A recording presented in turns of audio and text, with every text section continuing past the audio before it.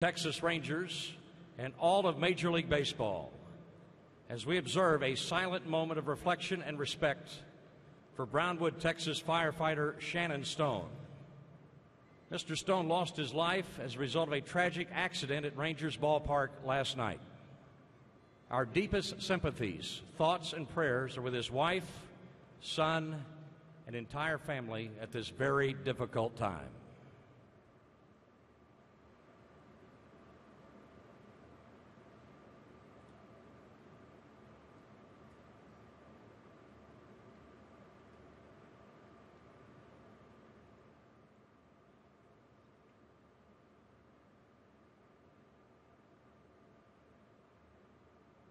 Thank you.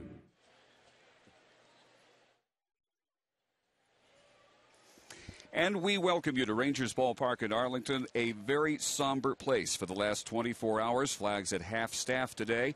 Black ribbons on the uniforms of both the Rangers and the Oakland A's, all in honoring the memory of Shannon Stone, the Brownwood firefighter who, as Chuck Morgan told you, passed away last night after his fall from the left field stands as he was reaching for a throw from Josh Hamilton. As the Rangers honor Mr. Stone, they will again play host to the A's coming up, the second of this 4-game series, right after this.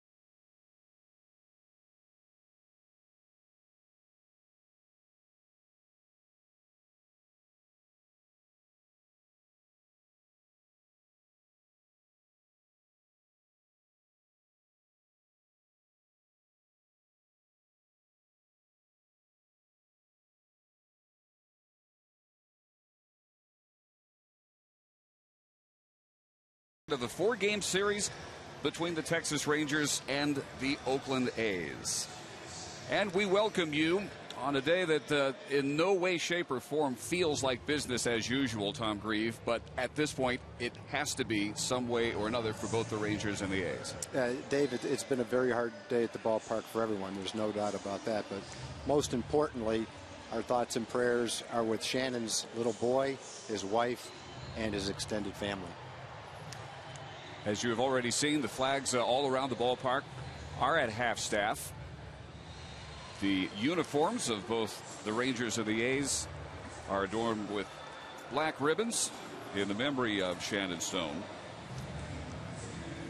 And tonight, Bob Melvin's starting lineup for the Oakland A's will again begin with Jemile Weeks leading off at second base. David DeJesus in the lineup in right field batting second. Coco Crisp at third batting ahead of the leadoff hitting DH Josh Willingham. Scott Sizemore is at third. Connor Jackson at first. Ryan Sweeney at left. Kurt Suzuki behind the plate. And the shortstop batting ninth is Adam Rosales. And they will be facing C.J. Wilson in search of his ninth victory against 3 losses. And CJ's coming off a really good start. It was a no decision. He didn't get a win in that start, but he pitched an excellent game against Florida. Pitched 7 1/3, only gave up a couple of runs, 1 walk, and struck out 9 in that game. So coming off a good game, and he's been strong all season long. CJ, the Ranger Player of the Month for June. He was perfect, 3-0, a .272 earned run average, and has won his last 4 decisions beginning back on May 25th. And it's a matchup of all-stars tonight because Gio Gonzalez, selected by Ron Washington to be part of the American League All-Star team, also is in search of his 9th victory for the Oakland A's against 5 losses. Gonzalez, the lone Oakland representative on this year's All-Star team, with a game, of course, coming up Tuesday at 7 p.m. from Chase Field in Phoenix. The Rangers last night winning their 4th straight on a brilliant complete game 4 hitter by Derek Holland, taking game 1 of the series by a score of 6-0, improving their record to 48-41, keeping them a game ahead of the second place Los Angeles Angels, who are playing host to third place Seattle tonight. The Mariners start 4.5 back of the Rangers. Yeah, we were talking a little bit earlier about CJ. It's been 18 starts. This will be number 19. An excellent ERA. He's been durable. He's thrown a lot of innings. His walks are down from last year. He's 8th in the league with 109 strikeouts. His last 8 starts finds him at 4-0 with a .270 ERA. Opponents during that stretch only hitting .243. And he hasn't given up a home run in his last 43 2/3 innings. Now, it's been an excellent season. It's been an all-star season so far for CJ. And look for CJ to continue that tonight against the A's. Oh, here's how the Ranger defense is aligned behind C.J. Wilson tonight. Josh Hamilton is in the game in left field. Craig Gentry in center, Nelson Cruz in right. Michael Young at third base tonight. Andrews, Kinsler, Napoli the rest of the infield, and Yovi Torrealba will be catching C.J. Wilson. Josh Hamilton was given the option by Ron Washington not to play, but he said he considered it but decided that there was no benefit for him sitting out in this game. And obviously he has had a very difficult 24 hours, having unwittingly, accidentally played a role in the tragic death of Shannon Stone last night. He says the foul ball before that, he heard a man with his son ask for the next one. He's not positive that was the voice of Shannon Stone, but when he got another foul ball, he looked up, spotted the Stones, tossed it up there, and Mr. Stone, as we now know, of course, plunged to his tragic death. But Josh, very spiritual person, has been supported quite a bit by his teammates, by his family, his wife Katie. And back in the lineup today as we're set to go now with Jemile Weeks, rookie second baseman, ready for the first pitch from CJ, which is down the middle for a strike. How about 106 degrees for our first pitch temperature? That is far and away the hottest game yet played this year here at the ballpark. It's about 40 degrees higher than what the A's are accustomed to when they're playing at the Coliseum.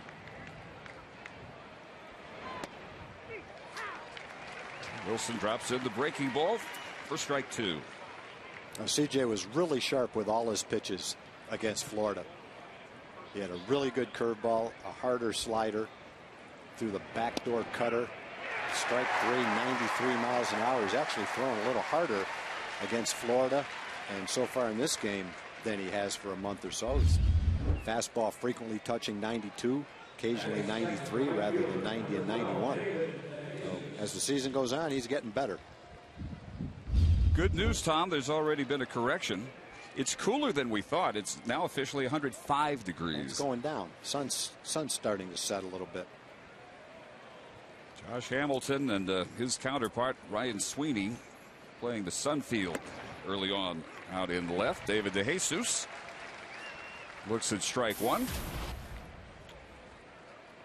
DeJesus sat out last night. He is at an 0 for 9 with 3 strikeouts, and he's behind here 0-2.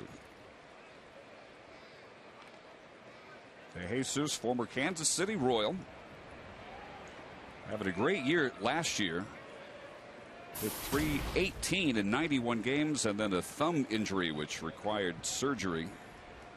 Spelled the end for him in late July. At a check swing, he went around, and Wilson starts the game with back-to-back strikeouts. Yeah, good luck with that combination of pitches. A fastball for strike one, busted him in with a fastball, check swing, foul ball, and then a sharp, hard-breaking curveball that DeJesus could not check his swing on. Here's the good fastball up and in that he tried to check his swing, and here's the hard curveball down and away for strike three. That is some good stuff so far. That's as well as CJ can throw. And he already has strike one into Coco Crisp. Shot to center field. Gentry back a few steps. He's there. At a 1-2-3 first inning for CJ Wilson, needing only 9 pitches. Nothing for the A's. Rangers coming to bat.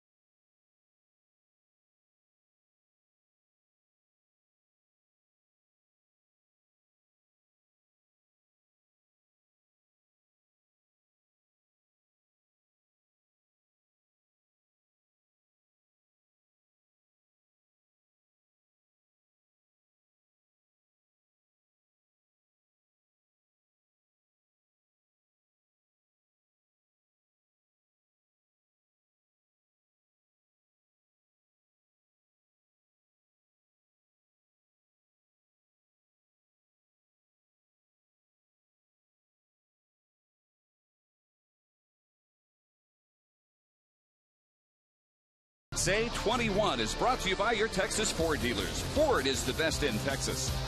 By AT T, rethink possible.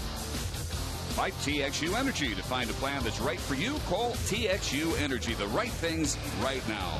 And by Southwest Airlines' new Rapid Rewards, unlimited reward seats, and no blackout days. Well, the Rangers ready to go to work against Gio Gonzalez, and it will be Kinsler leading off, followed by Elvis Andrus, Josh Hamilton, Adrian Beltre DHing tonight. Michael Young is in at third, Cruz at right, Napoli at first, Torrealba doing the catching, and Gentry is in center field. Ian Kinsler continued his hot stretch last night, went 2 for 4, including a leadoff double. Helped the Rangers get off to a quick first inning lead. It's been an excellent all-star first half for Gio Gonzalez as well. 2.31 ERA. That's the 4th best ERA in the league. His 2.14 opponent's batting average is 8th in the league. Well, he's been tough to hit. 9 career games against the Rangers. they've gone very well. 4-1 with a 2.18 ERA, but that's not counting the one that got away from the Rangers, the rainout, where he got bombed through 4 innings. Unfortunately for the Rangers, for Matt Harrison, for Mitch Moreland, that game doesn't count. Got a mulligan. And Mitch Moreland not in the lineup tonight to get a chance maybe to take him deep again. Elvis Andrus last night 1 for 3, a sacrifice. Scored a run after his career high 4 for 4 day on Wednesday. So Elvis with the average at .278, 3 homers, 31 runs batted in.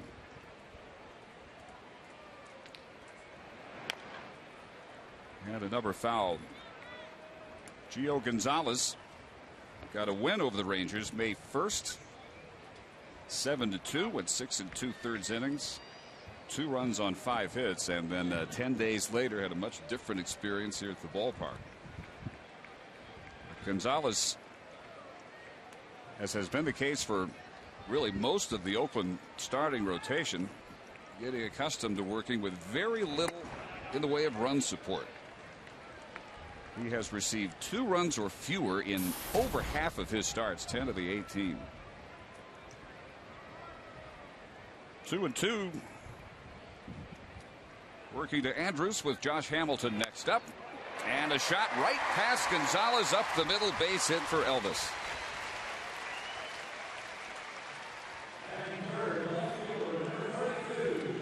Gonzalez has a good fastball, lower 90s, a good changeup, and a terrific curveball. Got a good assortment of stuff, and he's tough to pick up. He turns his back on the hitter to hide the ball.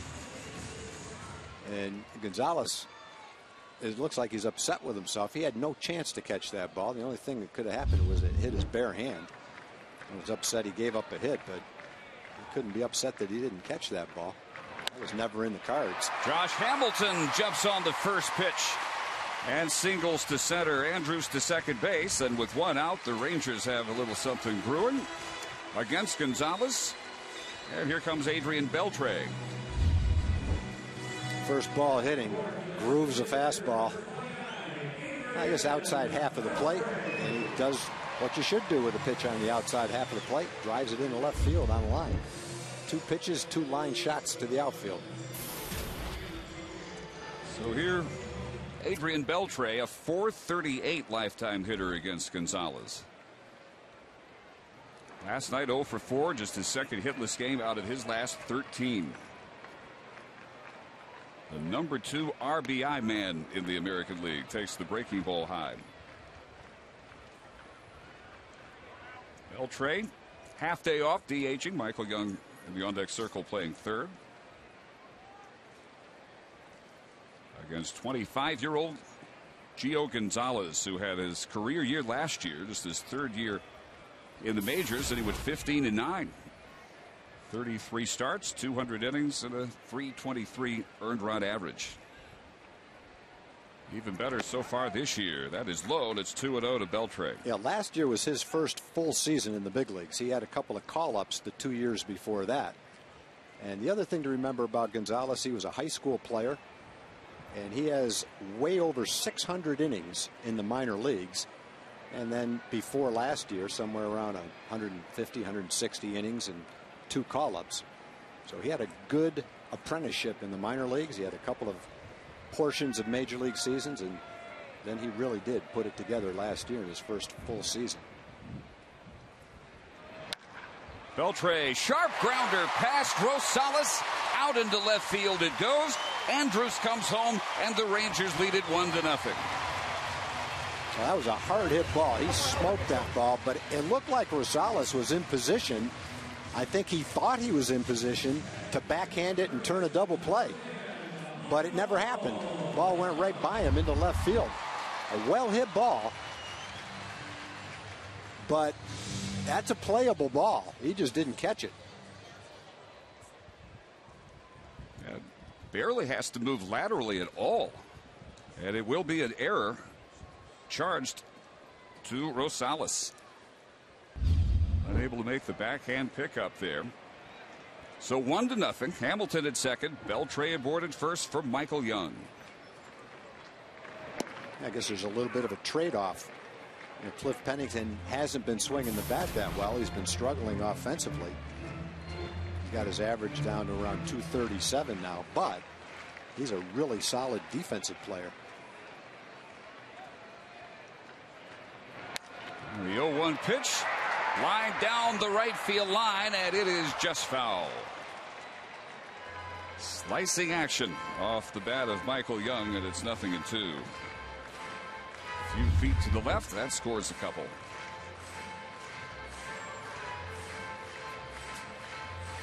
Michael last night, a homer in 3 trips.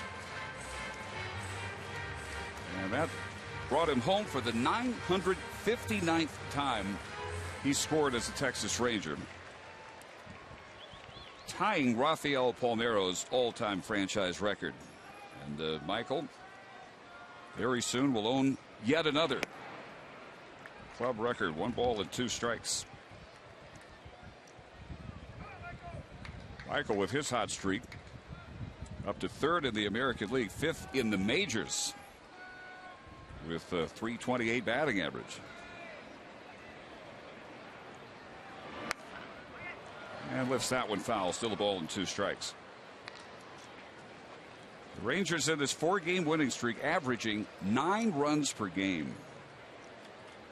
The month of July has seen the Rangers basically lap the field offensively, leading the majors in a number of categories, hitting .355 as a team. Scoring, runners in scoring position, they're hitting .380. Young chops that one foul. And in the first 7 games in July, the Rangers have been held under double-digit hits only once. First in the majors, up and down that list, 3rd with 11 home runs. Tom, we waited a long time to be able to say the Rangers are finally putting things together, and it's happening now. Yep, they put it together in the first 6 games of the year, and maybe they're putting it together for the last 6 or 7 of the first half. Stay fair. That one is going to hit the bag fair. Scott Sizemore initially charging in and then realizing his only chance is to help for a friendly roll. But the roll went to the home club here. And the bases are loaded. Most ballparks, that ball rolls foul. But the way the field is sloped here, especially when it hit the grass right there, it's got some spin on it, but the way the dirt slopes keeps that ball fair. You can see it coming back toward the infield. Most times that ball goes foul, but that's the way the third baseline slants, and it benefited Michael right there. Don't you wish you could putt that straight? I sure do. Don't we all? I wish the hole was as big as third base, too. Ball 1 to Nelson Cruz, hitting now with the bases loaded and a chance for a real breakout first inning. Nelly 0 for 4 last night. A week ago tonight, 6 runs batted in. 3-run homer, bases clearing double. 2 balls and no strikes. Nelly's average up to 248. 20 home runs, tied for 5th in the league. His 3rd straight year to hit at least 20.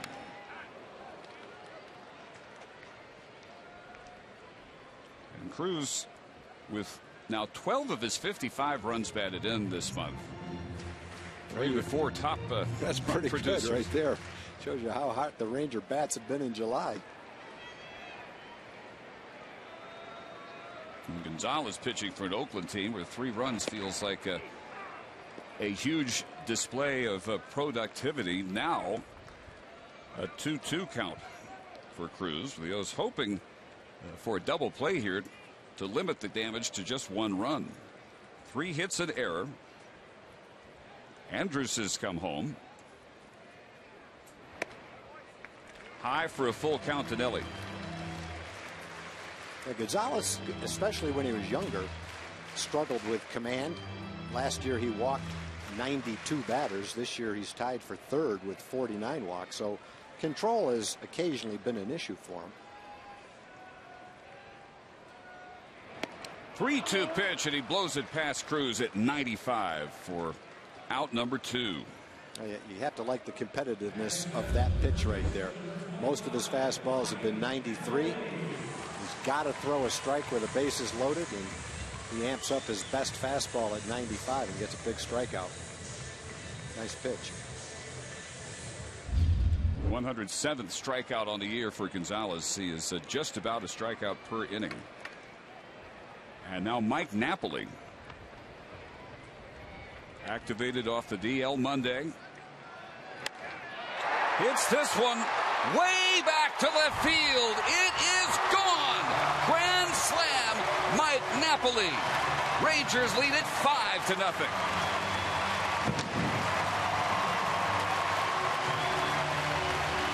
First ball, fastball hitting. Gonzalez is probably thinking he's got a chance to get out of this bases loaded jam after striking out Cruz. But the first pitch goes into the seats. It wasn't Mitch Moreland's grand slam, but he gives up another one today.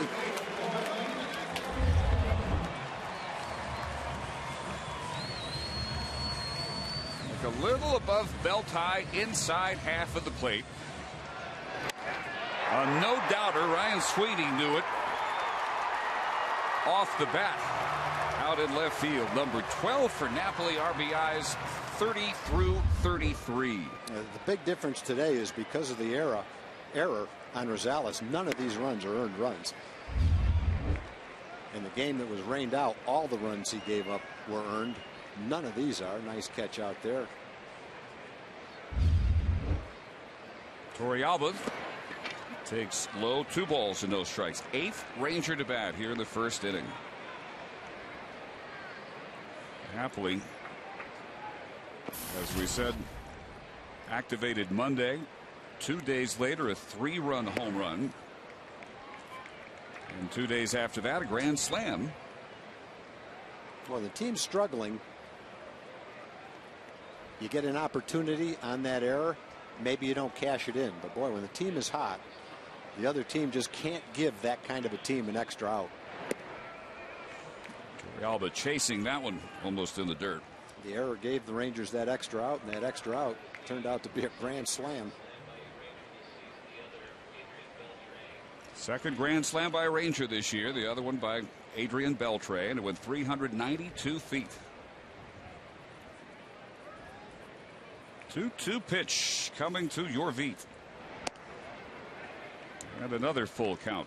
And Napoli's got right around 150 at bats, and now he's got 33 RBIs. He's one hitter. Don't look at his batting average. Look at the production. And especially against left-handed pitchers. One of the best in baseball. Ball 4. Torrealba at first with 2 outs, and the Rangers will bat around here in the first inning as Craig Gentry will step up after this visit by A's pitching coach Ron Romanic. Yeah, Gonzalez will throw at least 31 pitches in the first inning, thanks to some clutch hitting and an error by his shortstop.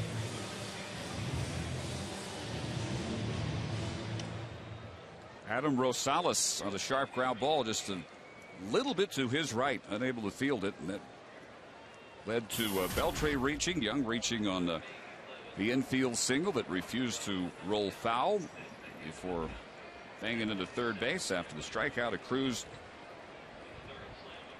Napoli's 3rd career grand slam, and now the walk to the number 8 hitting Ranger catcher. And here's Craig Gentry.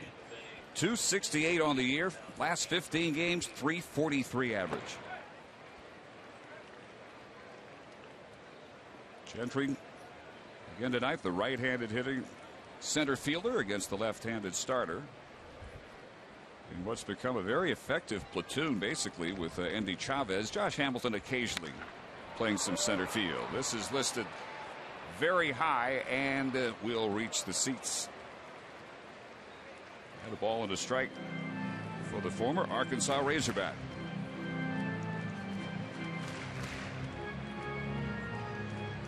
One of the biggest first innings of the year by the Rangers, looking to tie their longest win streak of the year. They won 5 straight beginning of last month, June 1st through the 5th. Harley asked for a better start tonight to continue this streak. And Gonzalez drops in the curve 1-2.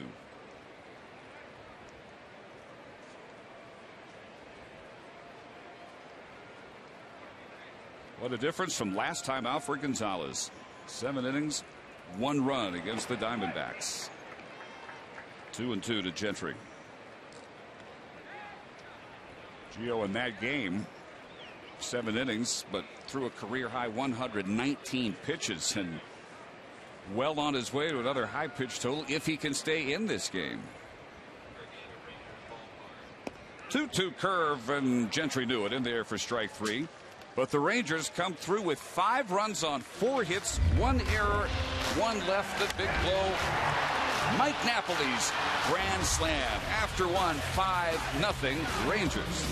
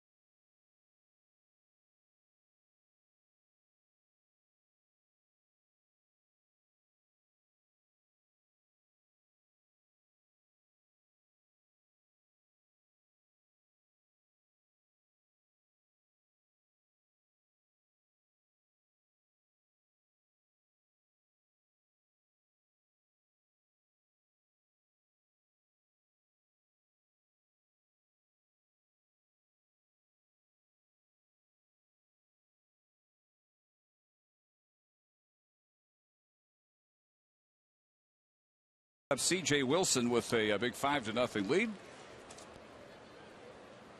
Let's welcome Joel Thomas to the broadcast. Joel? Yeah, thanks, Dave. Hey, you know what would make you forget about all that heat? A 5-run first inning, right, guys? How about those Rangers? Yeah! Hey, we're over here in the community corner to talk about the Texas Rangers and the Medical Center of Arlington's fitness program. The Rangers and MCA want to remind kids to be active and go out and play. They put together the MCA Fitness All-Star program so 5th graders at Arlington schools can learn healthy nutrition choices and exercise an hour a day. So the Rangers want to remind all kids to get out and play. For tips on staying healthy this summer, kids and parents can visit texasrangers.com/fitness. Dave? All right, Joel. Strikes 1 and 2 to Josh Willingham, the DH, batting cleanup for the A's. Willingham hitting .232, 1 for 4, playing left field and batting cleanup last night in his first game off the disabled list. He had been placed there with the left Achilles strain. And CJ's on the Kobe Lewis plan. 11 out of 12 strikes.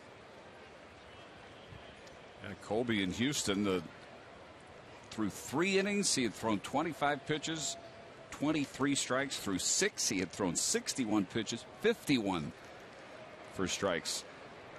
The only one of the first 4 batters that missed the zone was to the leadoff hitter Weeks.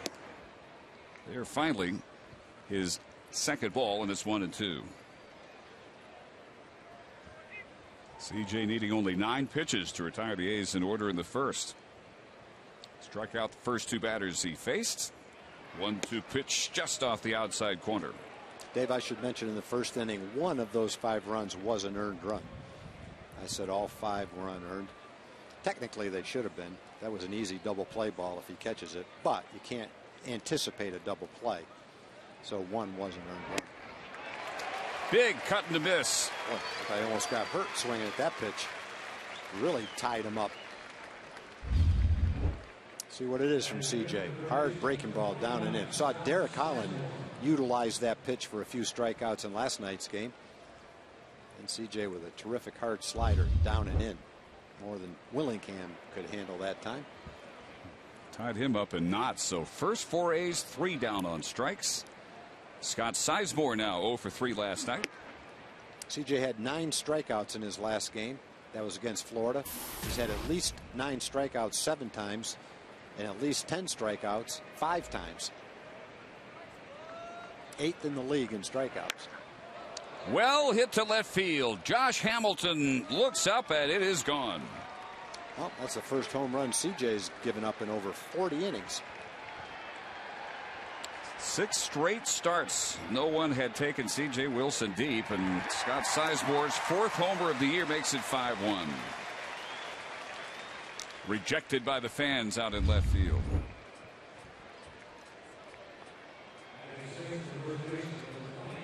It's just hung right around belt high, inner half. So Sizemore been terrific against left-handed pitching this year, about twice the batting average he has against righties. As the A's on the board, Connor Jackson follows that with a fly ball out to Cruz. So the first 10 innings of this series, the A's shut out on 4 hits last night and the complete game by Derek Holland. Batter number 2 of inning number 2 finally gets Oakland on the board.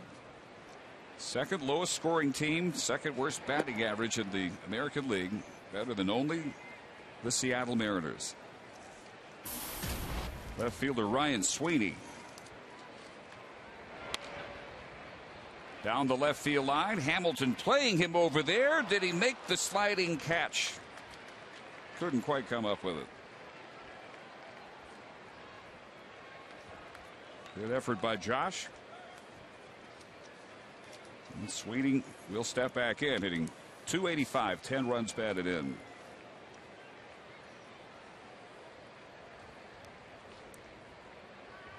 Lefty Ryan Sweeney has not had a base hit off a left-handed pitcher in over a year. Last July 3rd, the last time it happened. And here's how close Josh came. I don't think anyone could have caught that ball. That's about as great a try as you could possibly give without smacking into the wall. Oh, and Wilson breaks off a nasty curve for strike 3. 4 strikeouts through 2 innings. Sizemore's homer makes it 5-1 Rangers.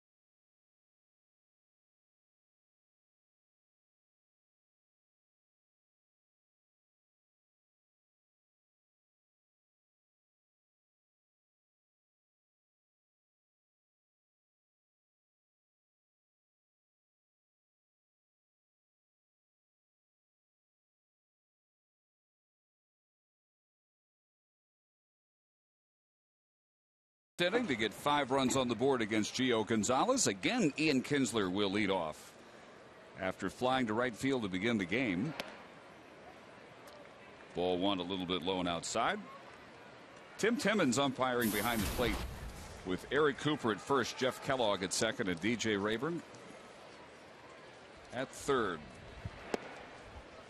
And 2-0 to Kinsler. Gonzalez spent 35 pitches to get through that first inning.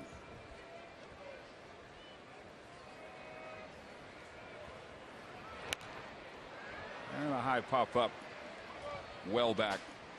2 balls and a strike. So Gonzalez, the American League co-player of the week last week. 2 wins, an .060 earned run average, 16 strikeouts, most in the majors. A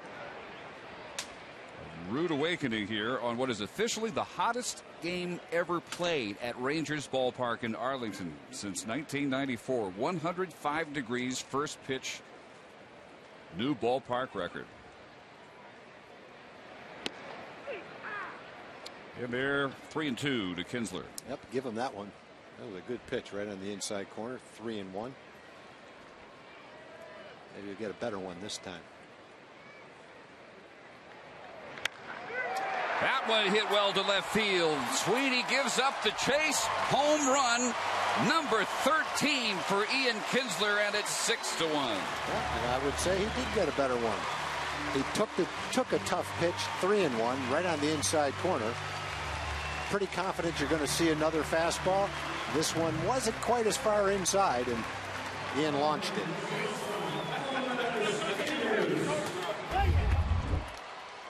Let's see how good it was. I'd say it's pretty good. You can see pitch number 5 right on the inside corner.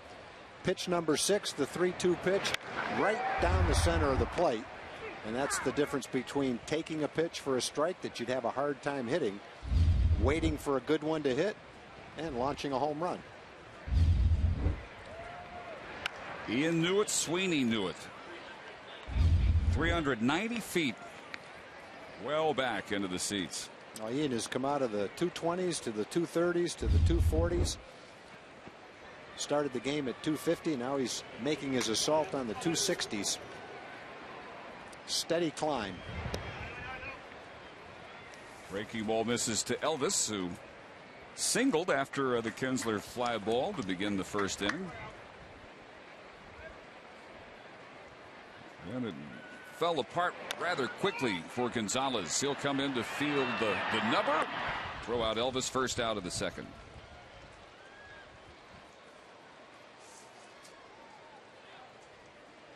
Well, these are the conditions that when Nolan Ryan took over, he said this should be a huge advantage to us.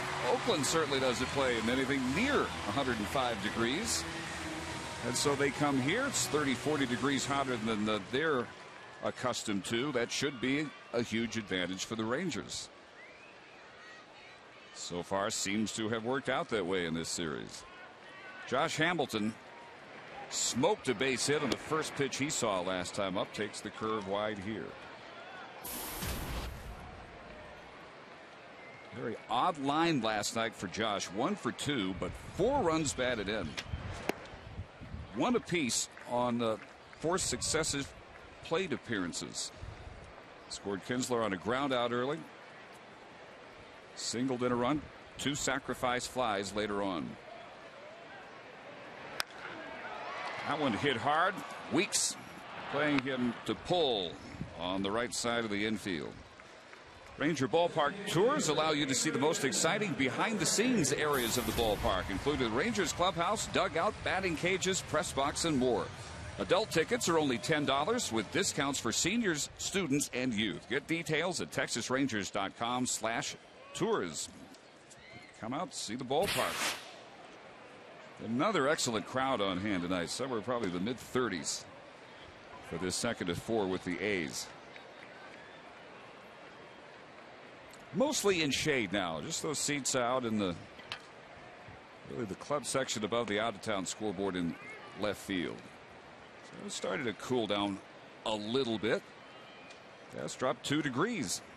down to 103. Well, if it goes down 2 degrees every half an hour or so, we'll be in pretty good shape. Beltre turns on one, hammers it very high, deep, and gone. Yeah, the fastballs aren't getting by the Ranger hitters today. Napoli, Kinsler, and now Beltre. And Gio Gonzalez is finding the reprieve he got last time, is catching right up with him again today.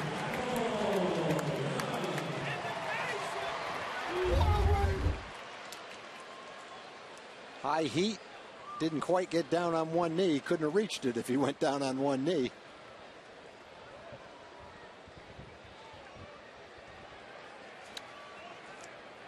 No doubter, 4-5 rows back. 17th home run for Beltre. And here is Michael Young. This is already more runs than Gio Gonzalez has allowed in any start this year. Tough play for Sizemore. The third baseman charges, throws on the run, and gets Michael by half a step. But 2 more Ranger runs on solo home runs by Kinsler and Beltre in the bottom of the second to make it 7-1.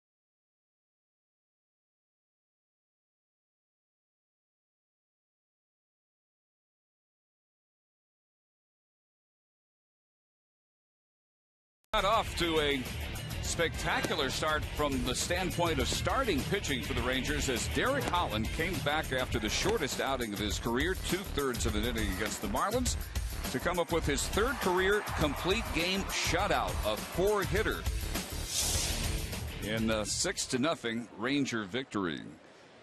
And we just in the span of those 2 starts, Tom, saw pretty much everything Derek Holland is capable of. Yeah, and it's not the first time we've seen it this year either. It's his 2nd shutout this year. Not a lot of pitchers in the American League have thrown 2 shutouts this year. Strike 1 to Kurt Suzuki. You can never lose track of how old Derek is and how inexperienced he is. He's been in the big leagues a while, but when he got called up to the big leagues, he only had somewhere around 225, 230 minor league innings.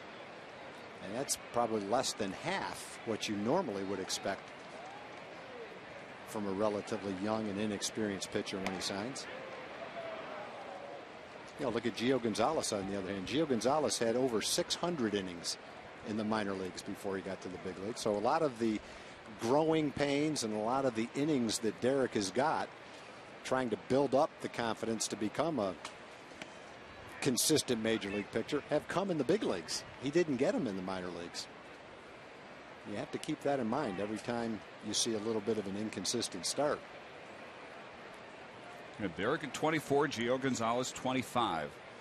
When you look at a young left-handed pitcher who after 100 pitches is still throwing 93 or 94 miles an hour, and who on any given time has a good curveball, a good slider, and a good changeup, and has thrown 2 shutouts in the first half of the season, you've got something pretty good to build and to look forward to. Now, he's still got a lot of growing to do, and he's still got to put it together. But a lot of organizations would like to have that same description of one of their young pitchers. Well, C.J. Wilson a little peeved at himself for walking the leadoff batter, the number 8 hitting Suzuki. Staked to a 6-run lead here in the third. Now the number 9 hitter, Adam Rosales, the shortstop, who had a key contribution in the Rangers' 5-run first. Not coming up with a sharp ground ball, about 2 feet to his right. Rosales just off the DL a month ago with a fractured right foot. 4 for 27 since then in the first 10 games of his return. Wilson needing just 22 pitches to get through the first 2 innings, striking out 4. Falls behind Rosales now. 2 balls and no strikes. They went through the first 7 hitters with not even a hint of a problem with his control. Only Scott Sizemore got to him. Homering on a 1-0 pitch. 2-1 to Rosales now.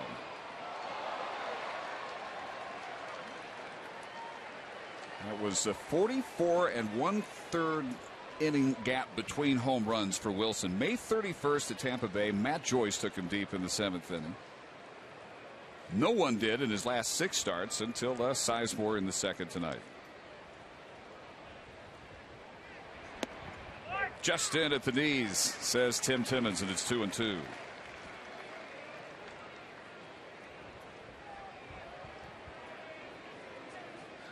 Oakland A's fans have got to look up and see 7 runs already on the board, just the 3rd inning, for a team that usually will be somewhere into its 3rd game trying to total 7 runs. And against an all-star pitcher, they really have an enormous task. Try and get into this game. Rosales looks at strike 3, 5th strikeout for Wilson. They almost quick pitched him right there. Didn't take his normal time between set and the pitch. Just came down to the set position and went right straight to the plate and fired a strike right on the outside corner, right at the knees. Nice quality pitch for strike 3. So 1 out. Suzuki still at first, back to the top of the order, and Jemile Weeks tries to lay down a bunt. Weeks struck out looking to begin the first.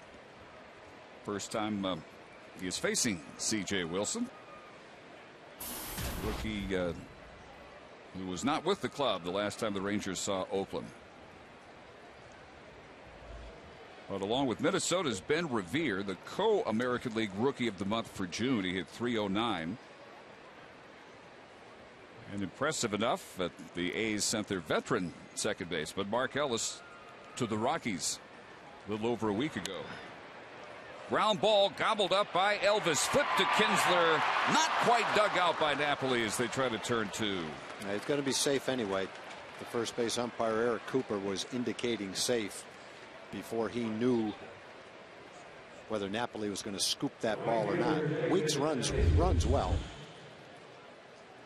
That's not a simple ball to turn. Ian comes across the bag, and it looked like he was going to call him safe anyway. Let's see.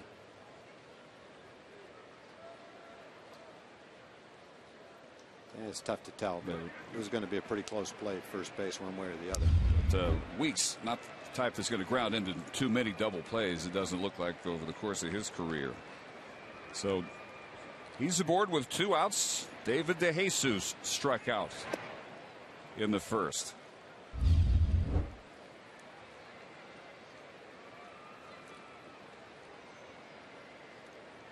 Good angle right there. Yeah. Very, almost a tie, really. Yeah, very close. I think generally if it's a tie, the runner usually gets the benefit of the doubt. This one lifted very high, not deep at all. Center field. Gentry playing over toward left center. Retires to Jesus. Wilson works around the leadoff walk. And we head to the bottom of the third. 7-1 Rangers.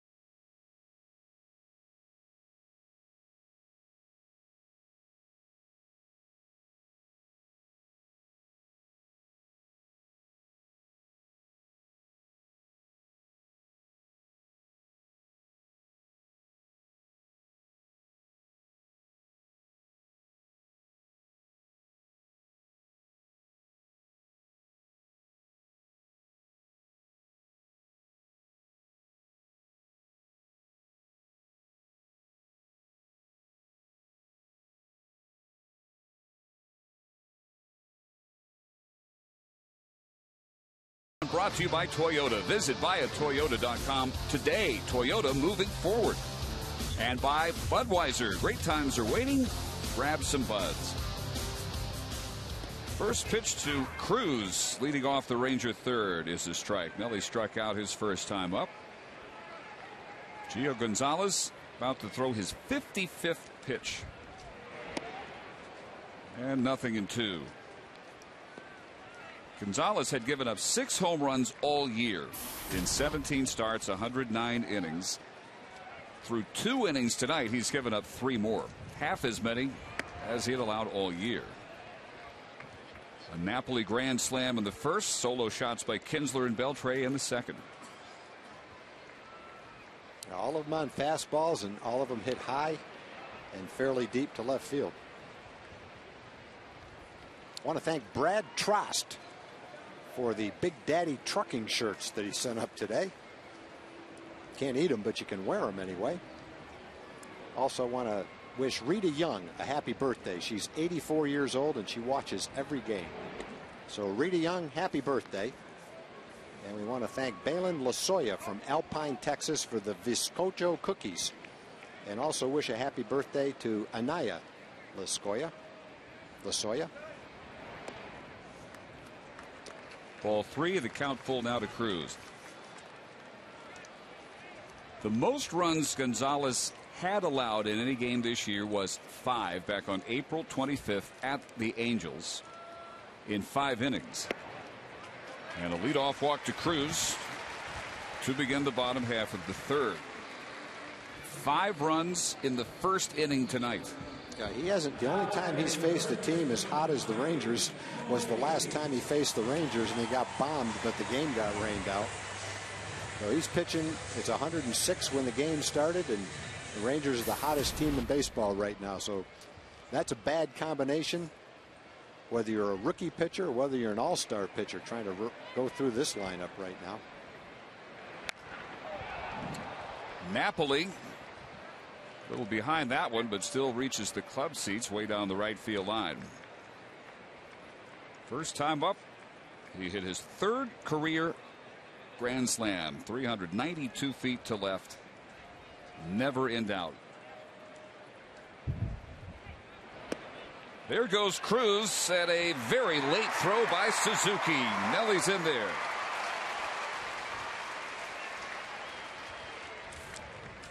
I haven't seen Nelson Cruz take off all that often this year. He's now 5 out of 9 in his stolen base attempts. Yeah, you can just never forget the athletic talent that Nelly Cruz has. He's not just a big slugger. who is stuck out in right field. He can run, he can throw to go along with that power. 1-2 to Napoli. Any reason Nelson Cruz can't be a 30-20 guy, maybe 30-30 guy? I think he could. You know, I don't know if he ever will, because he may never be in a position to try to steal that many bases. But if, you know, you said before the season, okay, Nelly, let's see if you can hit 30 and steal 30. Yeah, I think he could. You know, just like Josh could do that too. But I don't know that they'll either be in position to try to steal that many bases. Yeah, all the conditions have to be right. The need would have to be there. Yeah, and in the course of a long season, you want your guys to stay healthy. There's other guys that can run the bases and steal bases, and you've got so many hitters throughout the lineup, you really don't need them to steal a lot of bases. But what they both can do is, when you do need a stolen base, they're both capable of giving that to you. Hammered to right field, to Jesus over to make the catch. And Cruz showing the speed to take third, and good thing Gonzalez was backing up that throw. Yeah, and that's good. That's good base running. Line drive to right, get to third base, and it's a benefit to the next hitter, Torrealba, who now gets to hit with a man on third base and one out. Good chance to drive in a run.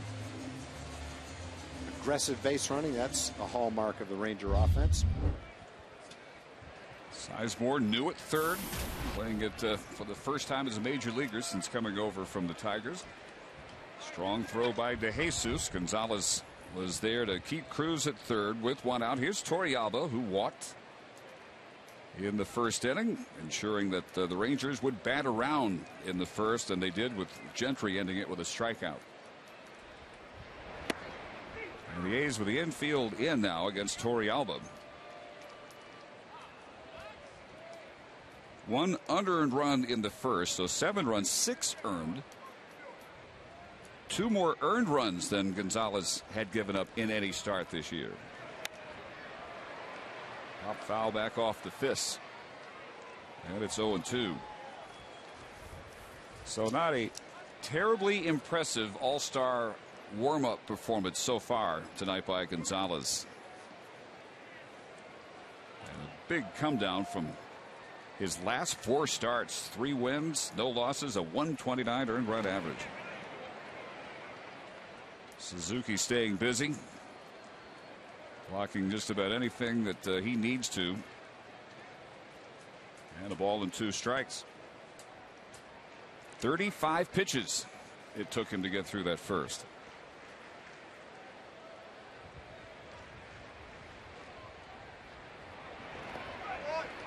Another block by Suzuki, and it's 2-2.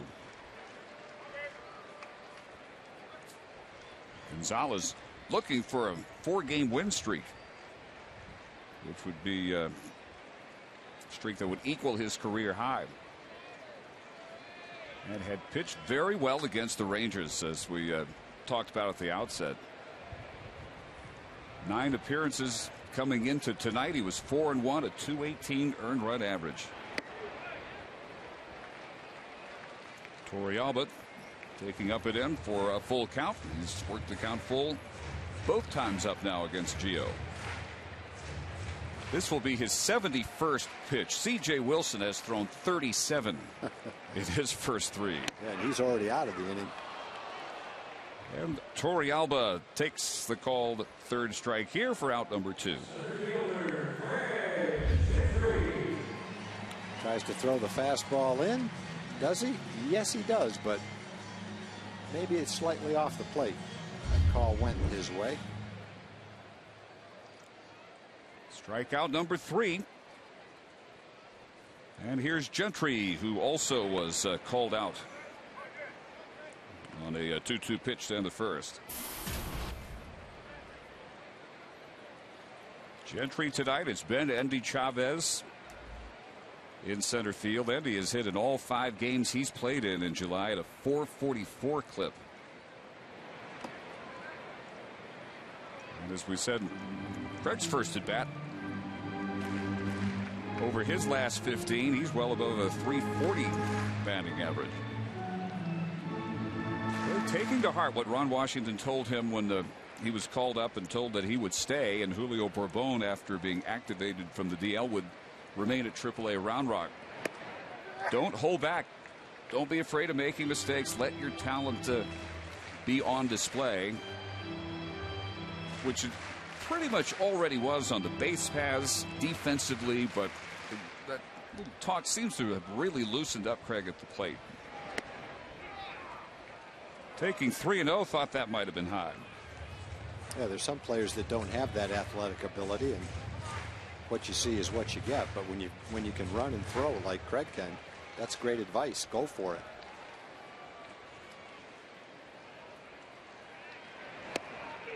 Three and two. Basically, I think the way Wash framed it was, show us why you're good enough to be here. You've shown at every other stage of your career to this point. Now let it loose at the major league level. And the results are starting to show up. Strikes out, though, for the second straight time.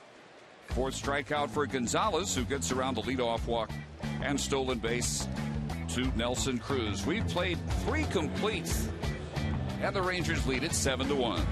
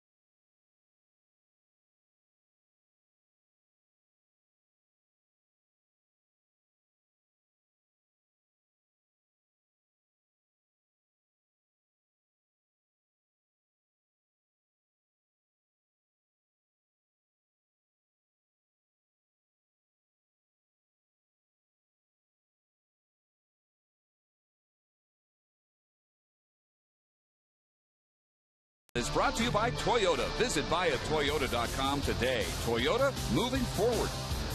And by Budweiser. Great times are waiting. Grab some buds. Dave Barnett and Tom Grieve on the hottest game first pitch temperature in Rangers ballpark history. 105 degrees when we started, and the Ranger bats have been equal to that searing atmosphere, putting 5 runs on the board in the first, 2 more in the second. They have already homered 3 times off Gio Gonzalez, who had allowed only 6 all year before tonight. A's have countered only with a solo shot in the second by Scott Sizemore, the only base hit allowed so far by C.J. Wilson. And they'll face Sizemore third here in the fourth after Coco Crisp and Josh Willingham.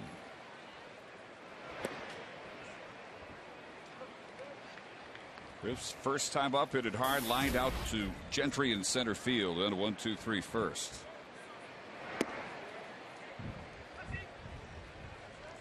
A's shut out last night for the 10th time this year, most in the league along with the Angels.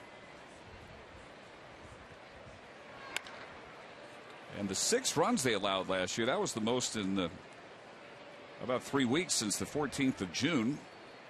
Rangers passed that before the second inning was over tonight.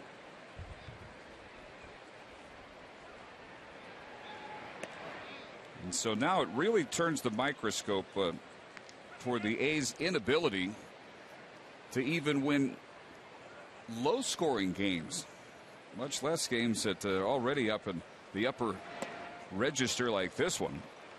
This is the second straight inning now that Wilson walks the leadoff man. Let's check in again with Joel Thomas. Hey, Dave, every year the Rangers' wives get together to raise money for charity, and it's that time of year again. And joining me right now is Megan Harrison, Matt Harrison's better half.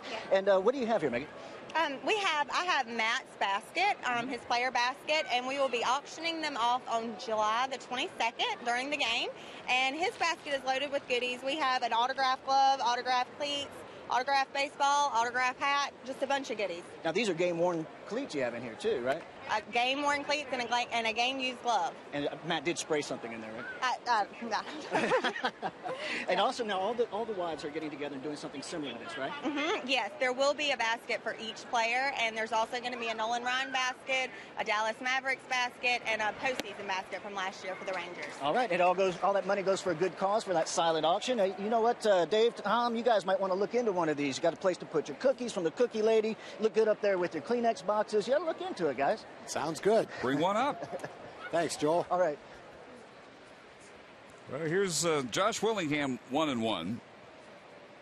Speed at first and crisp. 1 ball and 2 strikes now.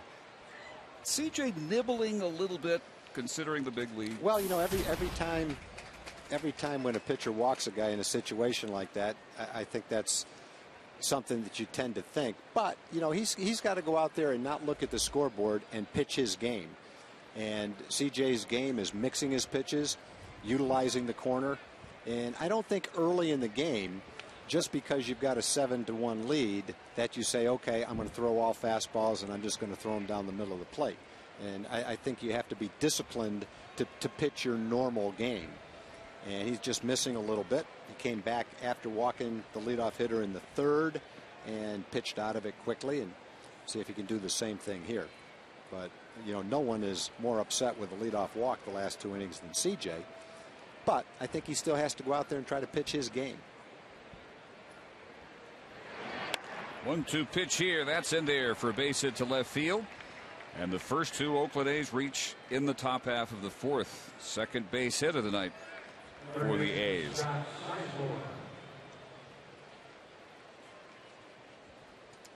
And time for our AT trivia question. When was the last time the Rangers had 3 pitchers with 8 or more wins before the All-Star break? Not that long ago. Rangers this year with C.J. Wilson tonight going for his 9th victory. Alexio Gondo already at 9 wins and 3 losses. Colby Lewis 8-7. And Matt Harrison has pitched well enough to have 8 wins. He's 6-7, but he's got a nice 3.28 ERA. So starting pitching depth, kind of the theme of that AT&T trivia question. 1-0 to Sizemore. First time up, he hit a 1-0 pitch into the seats and left for his 4th home run. 3rd in his last 8 games. Sizemore coming over from the Tigers May 27th for David Percy. And mashing lefties, .413 against left-handed pitchers, just .210 against righties. In there at the knees, and it's 1-2.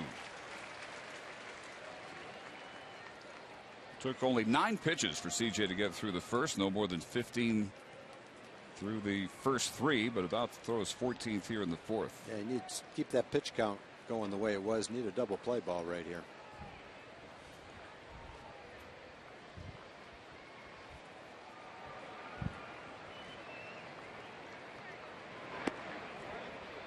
Two balls and 2 strikes.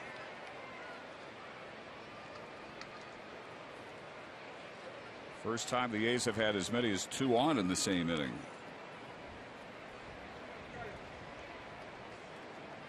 Seven runs, 6 hits for the Rangers. 3 homers. A run on 2 hits at error. 1 left for Oakland. And the backdoor breaking ball, not quite enough bite to it. It's 3-2. Hey, you need to throw a strike right here. Get into some dangerous territory. Anything can happen with any team, whether you're a good offensive team or not. You load the bases with no outs. All it takes is 1 bad pitch and 1 good swing, and 7-1 game doesn't look like a 7-1 game anymore.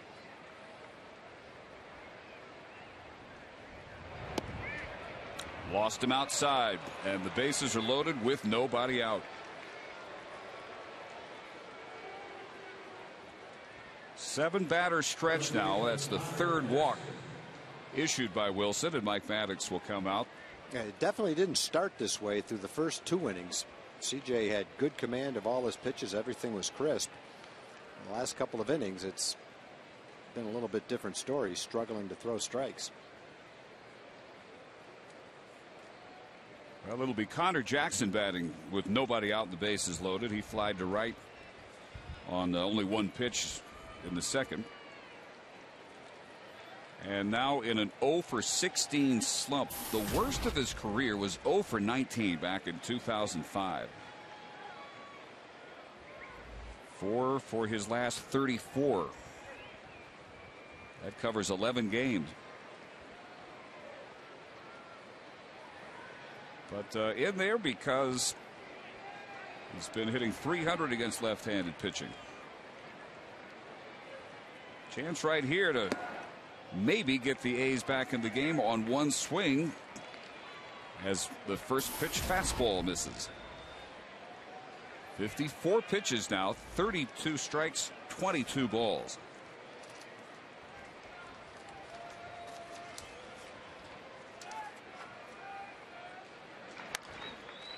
Could be tailor-made. Andrus to Kinsler, 6-4-3. Well, you just have to be patient and keep making your pitches. CJ has a good sinker. He's got the pitches to get the ground balls. He jammed Jackson that time. And even though he gave up a run with 1 pitch, he got the ground ball to get 2 outs. Good concentration there by Andrus, not distracted by Willingham running the bases.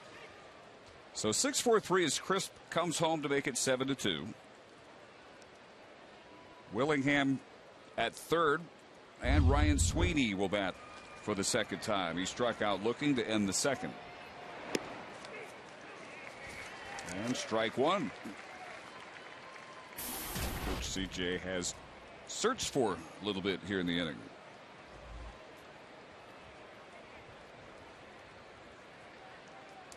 Left-handed hitting Ryan Sweeney yet to get a base hit against the left-handed pitcher. He is now 0 for 11 as he grounds out to Kinsler. And a good recovery by Wilson after loading the bases with nobody out, surrendering only 1 run. And we head to the bottom of the 4th, 7-2.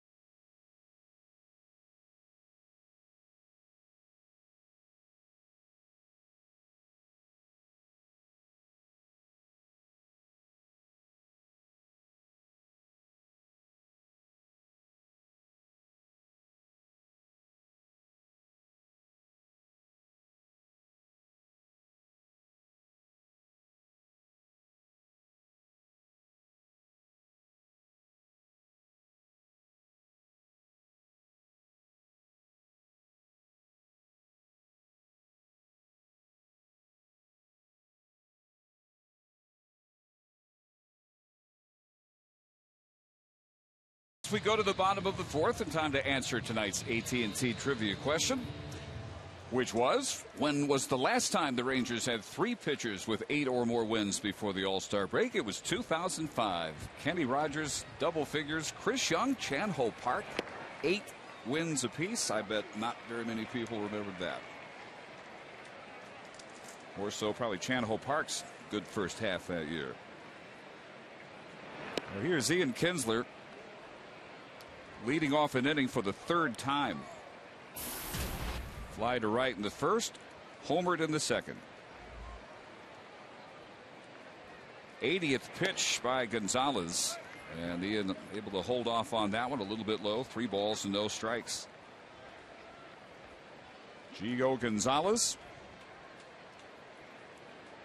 with the 4th best earned run average in the American League before the early shelling he's taken here. It was 231. It is now up to 249.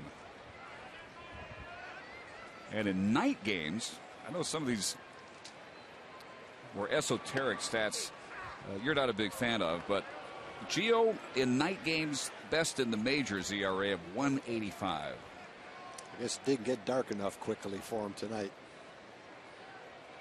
And very rarely in night games is it 105 degrees. No. Almost never in the Bay Area. That's for sure. They had Brad Ziegler up earlier, but after the 2-homer second inning, he has settled down a little bit, retired 4 of the last 5 batters he's faced. I've got a little bit less of a problem with, for instance, night game, day game splits than I do when I find out that a pitcher, let's say, is undefeated through the first half of the season on Tuesdays. Yeah, that one's a little tough to take. That's splitting a lot of hairs. Night, day, I mean, in Josh Hamilton's case, there really is something to that, and I think in certain other cases there can be too. And the big thing for the A's last year was their record in day games. They were, if they had played all day games, they might have had the best record in baseball. And their manager then, Bob Guerin, talked about some reasons that might have been the case. A young roster, able to bounce back easier playing a day game after a night game. I think there could be something to that. Andrews drives it through the middle, has his second hit of the night, and sends Kinsler around to third. And with nobody out in the 4th, Rangers on the corners for Josh Hamilton. Yeah, one thing you really see, Dave, is when the Rangers are clicking, the guys at the top of the order are getting on base and making things happen. That's what you're seeing right now with Ian and Elvis.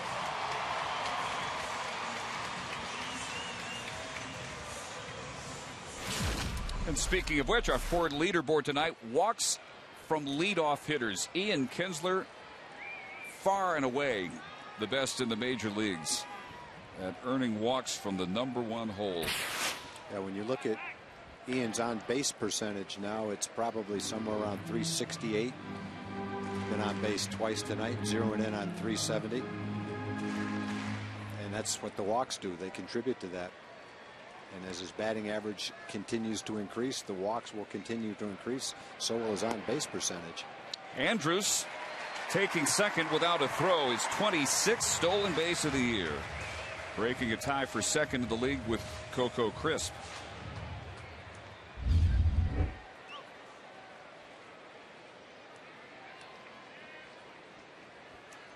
Didn't even need to slide, but he goes in feet first, as the Rangers like these days. No chance to re-injure the left wrist. That cost him a few games a couple of weeks ago. Hamilton singled and scored in the first, grounded to second in the second. Infield comes in as he takes outside for ball 2. Since Josh came off the DL May 23rd, no one has driven in more runs. Got a good shot at driving one in right here. He has 39 in that span. Chops it to Jackson and meets Hamilton halfway to apply the tag. Kinsler and Andrews hold their positions. And with one out now, Adrian Beltre will try and bring him in. Yeah, this is a tough situation for Gonzalez. Beltre's already taken him deep, and he's hit him well in the past. So fine, pitch around Beltre, and then you've got Michael Young, one of the hottest hitters in baseball, coming up after that. Well, this is the manager's visit here. Bob Melvin deciding to keep Gonzalez in. He's about to throw his 90th pitch. We saw Melvin go out and make a visit last night, too, and I don't think it's anything but kind of a reassuring visit. A couple quick words of encouragement. Maybe a mention of first base is open, Beltre's up, Michael Young's the next hitter. But I think more than anything, just for the pitcher to see the manager out there and giving you some words of encouragement. So the infield stays in, and Gonzalez breaks strike one over on that curve.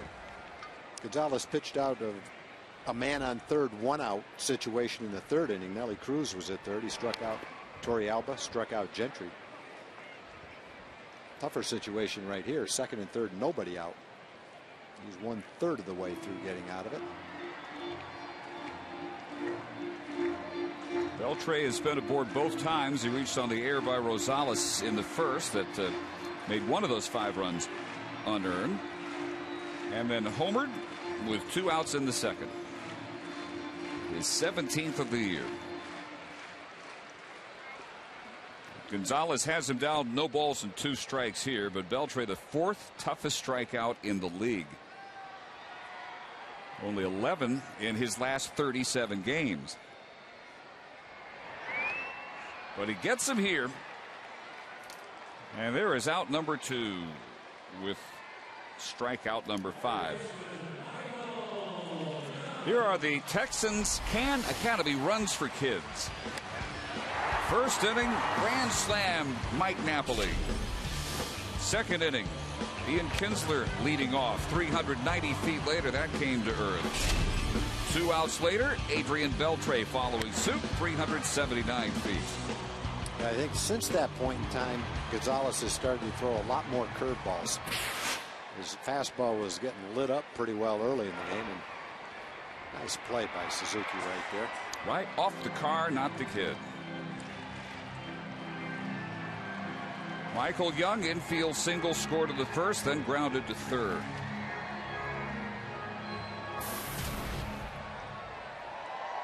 Number 3 in the American League in batting, 7th in runs batted in, 4th with runners in scoring position. All set up nicely for him, but a roller to Sizemore. And Gonzalez works out of second and third to get Hamilton, Beltre, and Michael Young, and keep it through 4 innings, 7-2 Rangers.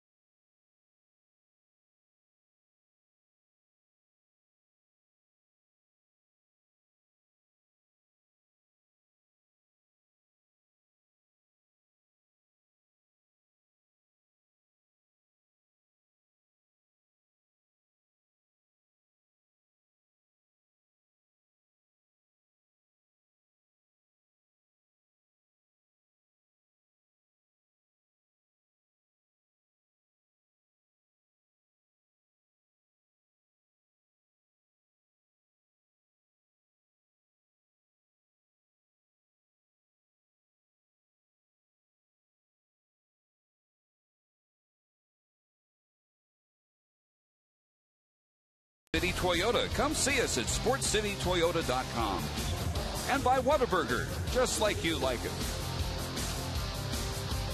Well, C.J. Wilson out for the 5th inning, leading by 5, 7-2. And the 8, 9, and 1 hitters in the Oakland lineup: Kurt Suzuki, Adam Rosales, and Jemile Weeks. Suzuki walked his first time up. Last night 2 for 3, and through their last 4 games they had a total of 18 hits. Suzuki had 1/3 of that total, 6 of the 18. Lifts his first pitch foul and back into the seats.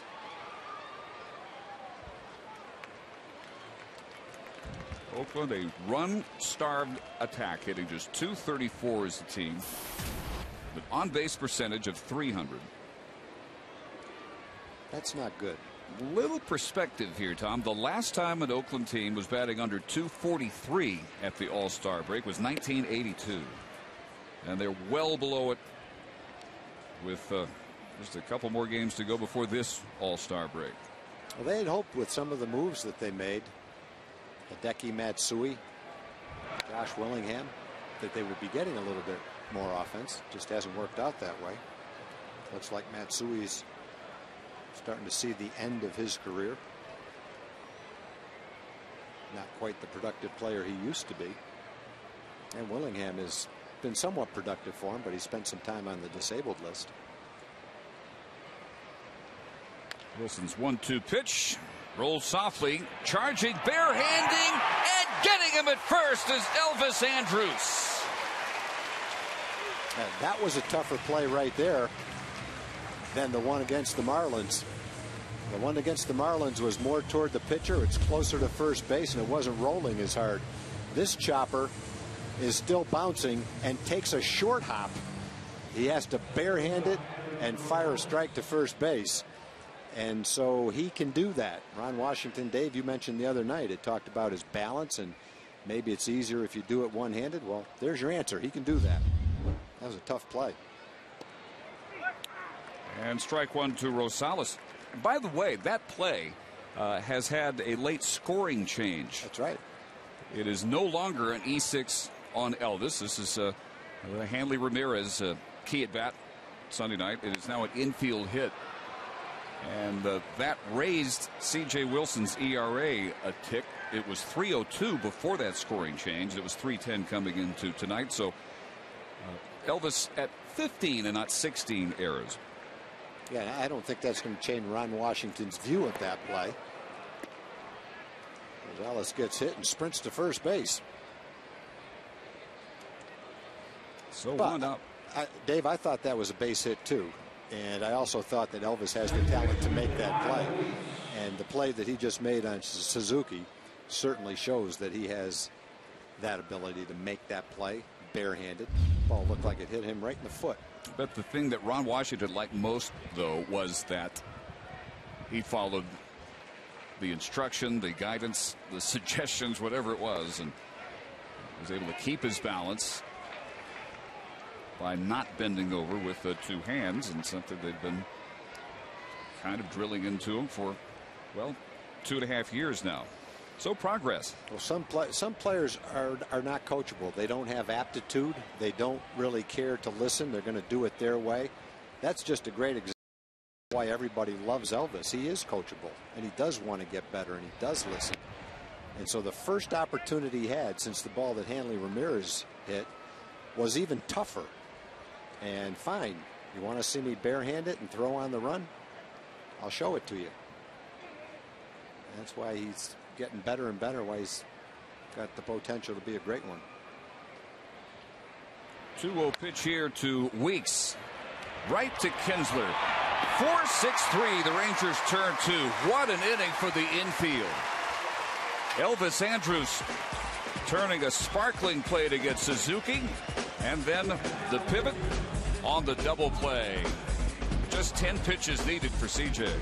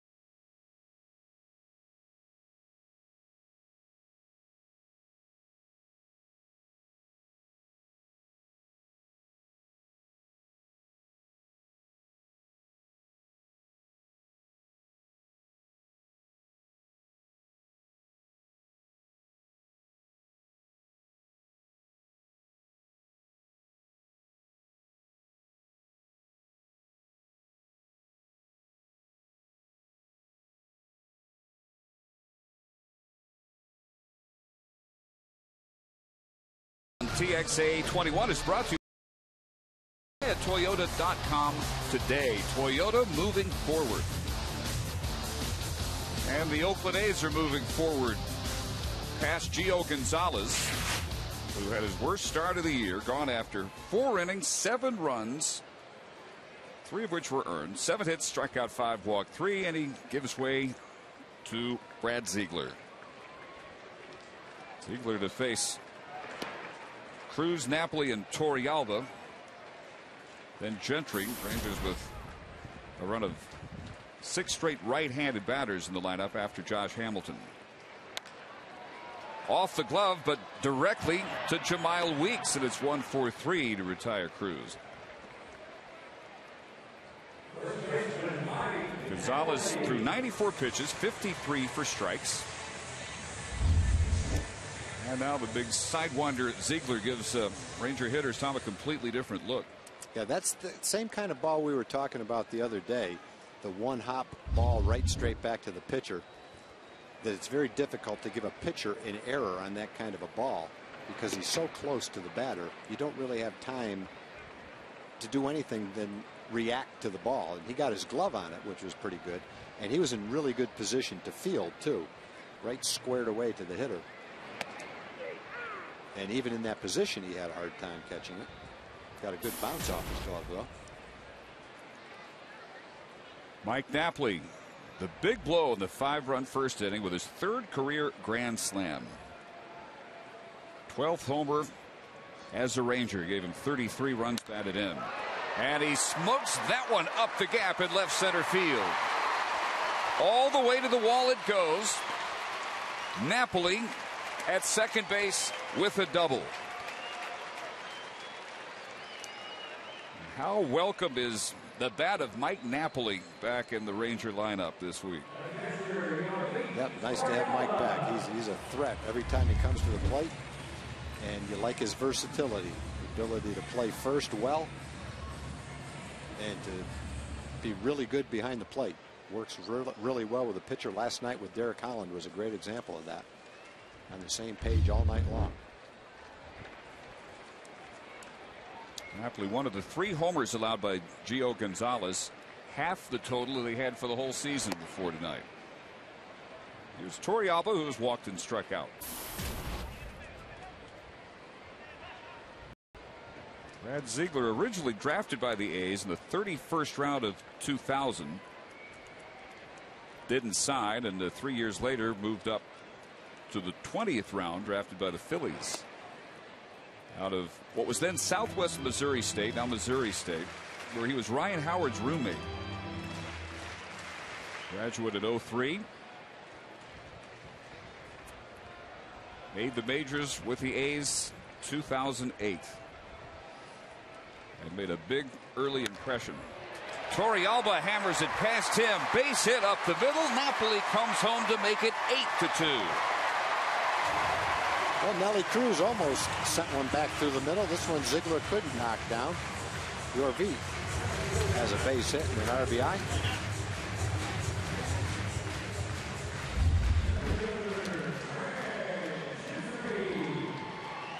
Pretty good pitch to hit. And pretty nice job of hitting. Almost gloved by Ziegler. Who's got the long levers out there, 6'4", 207. Craig Gentry has struck out twice, looking in the first, swinging in the third, both to end innings. Rangers now 8 runs on 9 base hits. Torrealba there ending a 3 for 21, driving in his 16th run of the year. Well, Gentry has been playing when left-handed pitchers start, but he's been hitting better against right-handed pitchers. He struck out twice against Gio Gonzalez. Now he gets a chance to face a right-hander.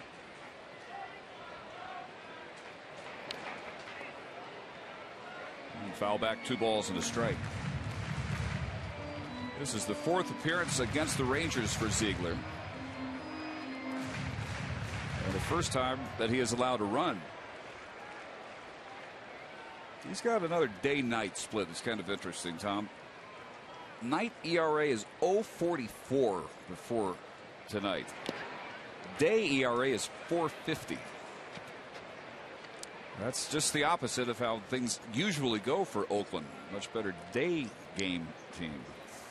What does it mean? Maybe nothing. Kind of interesting. Well, yeah, it's tough to know for sure because he's only pitched 30 innings, and all it would take was one really bad day game, and I have no idea if he had one of those games. But let's say he pitched 2/3 of an inning and gave up 4 or 5 runs. That pretty much would take care of his day ERA. So you don't really know exactly what it means all the time.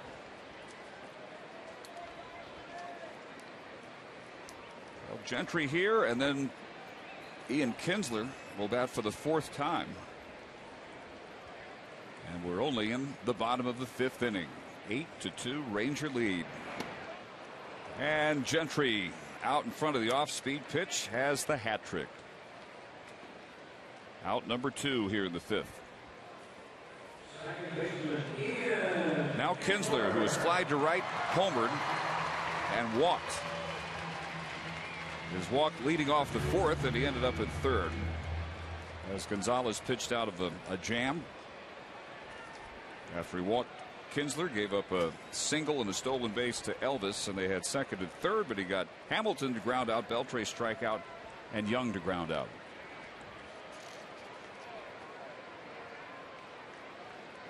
Mariners and the Angels in Anaheim will be underway in about a half hour or so.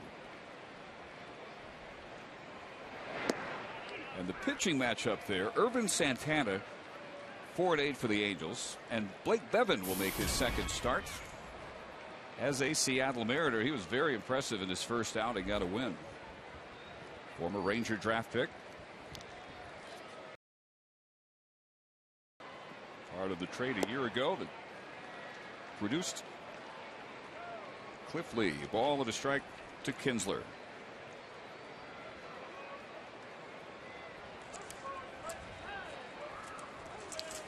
Margin for the Rangers, 1 game over the Angels, 4.5 over the Mariners, 9 over the A's.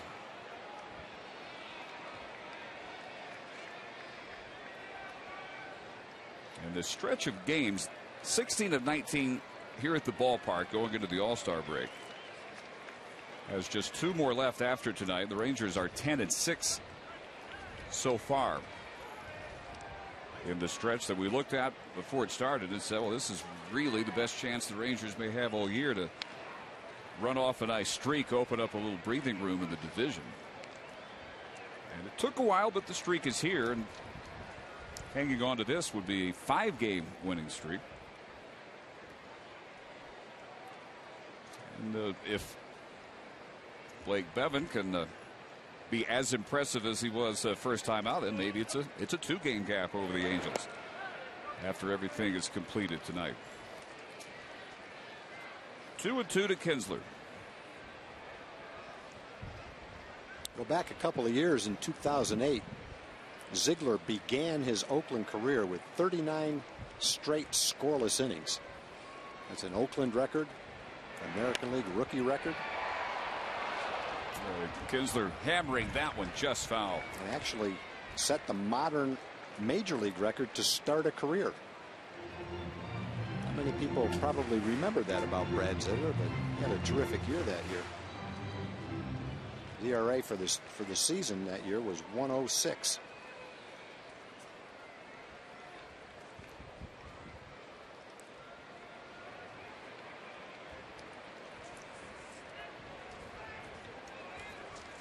Taking his time here with 2 outs to Kinsler, and the 2-2 pitch a little bit low, and the count is full. I mentioned this a couple of times in the last week. That's something Ian does as well as any hitter on the Rangers, probably better than any Ranger hitter, is lay off that tough breaking ball that's a borderline pitch. Very seldom does he swing wildly at it. Well, Ziegler staying low. Took him 8 pitches, but Kinsler walks for the 2nd straight time, and he has been aboard now 3 of his 4 plate appearances. That's why he leads leadoff hitters in walks. He's got a terrific eye at the plate. Very patient hitter. He's got a quick bat, so he can wait till the last split second to make his mind up whether he wants to swing or not. He's not one of those guys that has to start his swing early to be on time to hit a good fastball. He can wait, get a good look at it before he makes that decision. Well, here's Andrews with 2 out and 2 men on. Ground ball to Rosales, and barely in time to get Kinsler for the force to end the inning. Rangers get another run on 2 base hits. An RBI by Torrealba, making it 8-2 through 5 here at scorching Rangers ballpark in Arlington.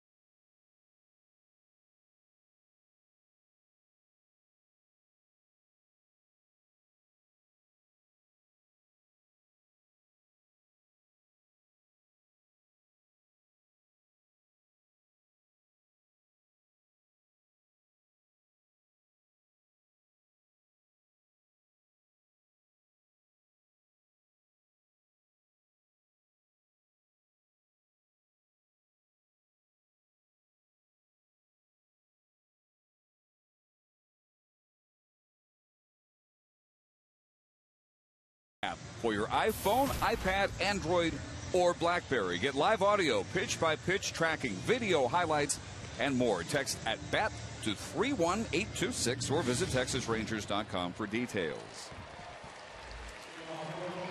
Along with Tom Grieve, Dave Barnett.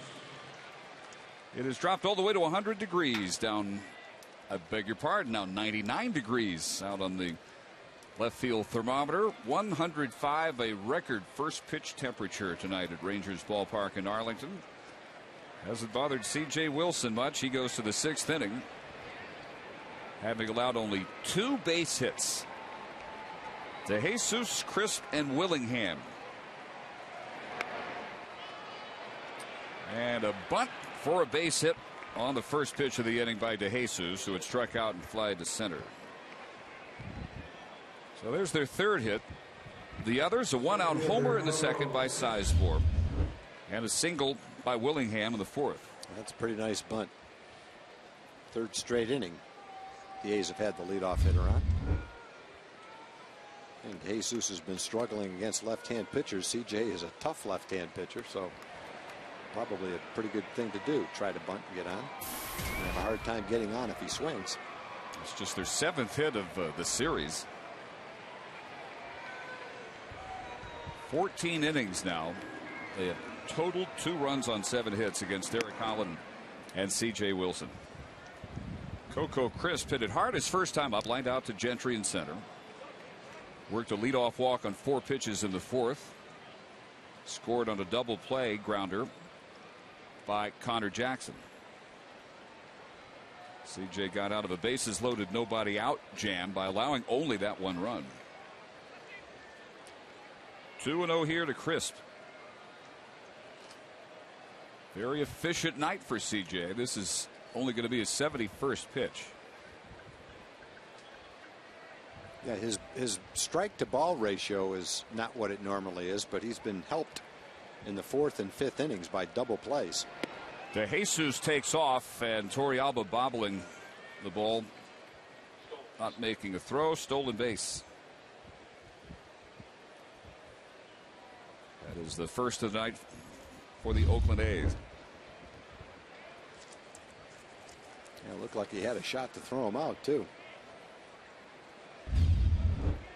David DeJesus not running much this year. 3rd and 5 tries.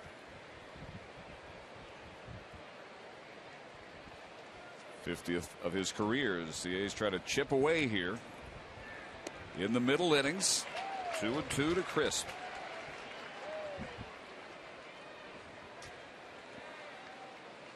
They're just having a hard time keeping the Rangers from scoring. 5 in the first, 2 in the second, another one in the 5th. They about hit the A's 9-3.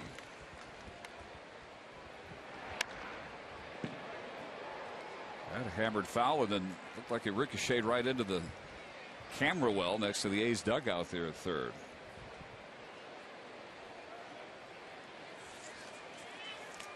Game 2 of 4. Back tomorrow night at 7 o'clock on Fox Sports Southwest. It'll be Colby Lewis against Brandon McCarthy, the former Ranger, who was back off the DL. This one bounces all the way to the backstop and allows DeJesus to take third. That had to be a mix-up right there. I don't think Torrealba even touched that ball. Generally, when you see that, Torrealba was looking for an off-speed pitch, and CJ delivered a fastball.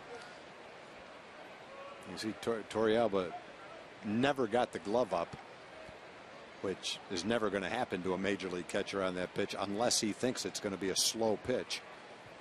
You think it's going to be a 72-mile-an-hour curveball and it comes in as a 92-mile-an-hour fastball. You just can't react quickly enough to catch that ball. See, he gets a pass ball on that.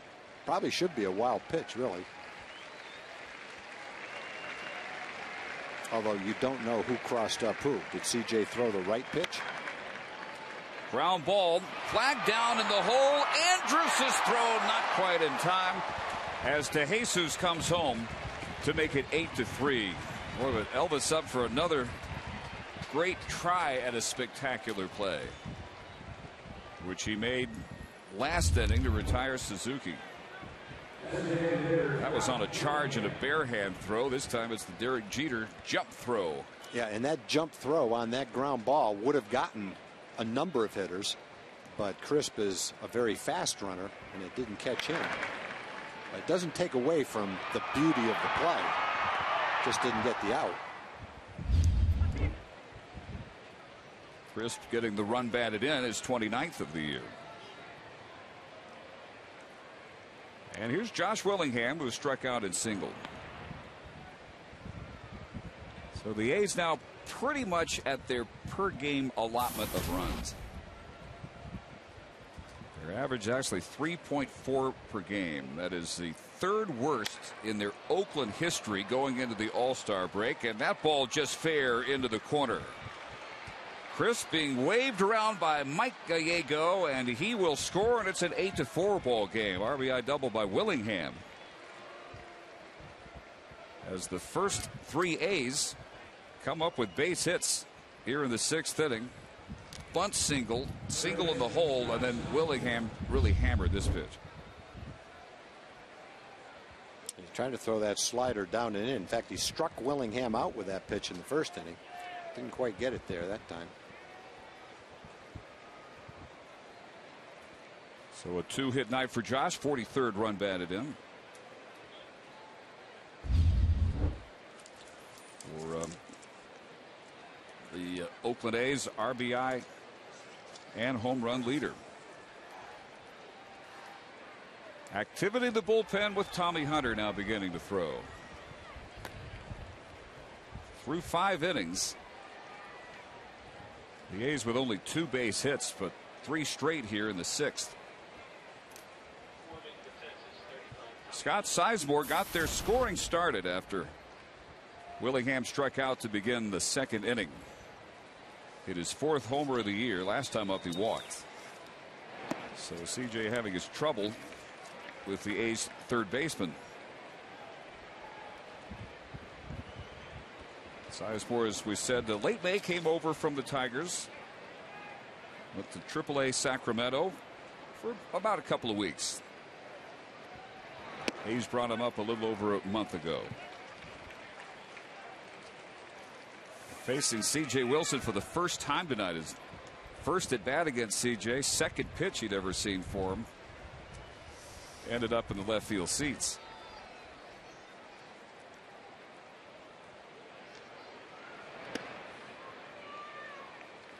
Just high, says Tim Timmons, and it's 2-1.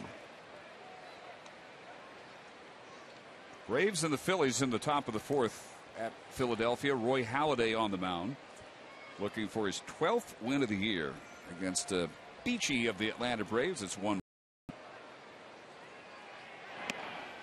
That one just drops in, 2-2. Bottom of the eighth at Cleveland, 9-4 Toronto over the Indians. Bottom of the eighth at Boston, 9-3 Red Sox over the Orioles. Top of the sixth at Kansas City, Detroit 5, the Royals 3. Minnesota at the White Sox. White Sox got a 5-run first. Twins just put up 6 in the fourth, and in the bottom of the fourth, it's 8-5 Minnesota. Already 19 hits in that game. Tampa Bay at the Yankees, rained out. And in about 10 minutes or so, the Mariners and the Angels will gun it away out at Angel Stadium.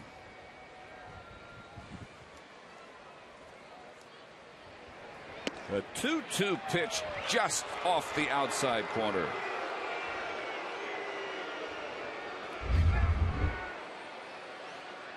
That's definitely what he's trying to do right there. And according to our pitch tracks, that did hit the outside corner. Pretty close to it anyway. Hit the target.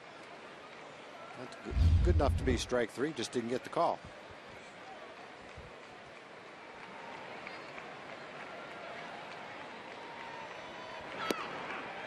But he got it there. So there's the first out. And one thing that Tim Timmons has been pretty consistent on tonight, Tom, is that low pitch, that low strike. He gets him with a pretty good curveball there. That all over the plate. I think Sizemore knew it. Got a little bit of reprieve on the fastball before it. So strike number 6 for Wilson. First since the third inning. Strike 1 to Jackson, who was 0 for 2. A fly to right, a 6-4-3 double play. That with the bases loaded in the fourth inning. It brought home Coco Crisp. But also bought C.J. Wilson the first 2 outs of that inning. And then he got Sweeney to ground out. And wriggled out of what could have been a big inning for Oakland. Strike zone at the bottom. Again, nailed by Wilson. 0-2.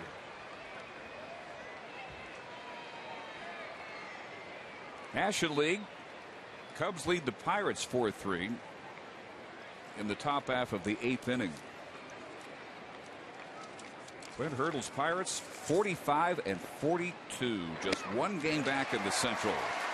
Jackson goes down on strikes. Back-to-back strikeouts here. 6th and 7th of the night for Wilson. CJ trying to put an end to this rally. Bunt, single, infield hit, double, strikeout, strikeout. Good cutter right there, right in on the fists. Quality pitch.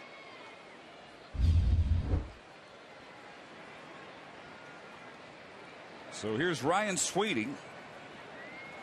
0 for 2. A strikeout and a ground out to second base. Strike 1, outside corner at the knees.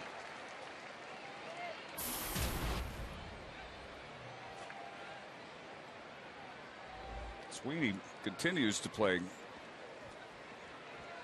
flawless outfield defense. 162 straight games without making an error. That is 3 games short of the all-time Oakland record held by Jermaine Dye. But not doing much at the plate. He has gone 21 consecutive games without an extra base hit. I've seen a couple of fastballs to drop to 0-2. He's liable to see something that curves right here. Just a base hit lefty-lefty would be unusual for Sweeney. Hasn't happened for him in over a year now.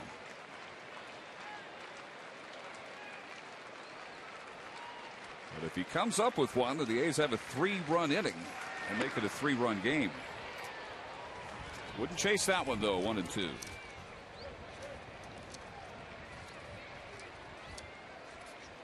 Cincinnati at the Brewers, 5-4 Milwaukee, bottom of the 6th. Arizona and St. Louis tied at 3, bottom of the 6th. Late games, Padres at the Dodgers, Mets at the Giants. Earlier, Colorado won at Washington 3-2, and Florida beat Houston 6-3. Lays off that breaking ball away, and it's 2-2. C.J. Wilson now right at 90 pitches.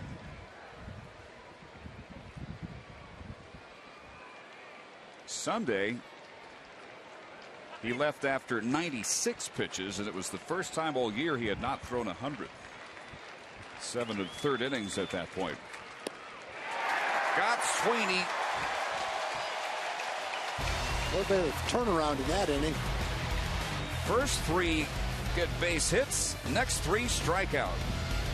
And it's 8-4.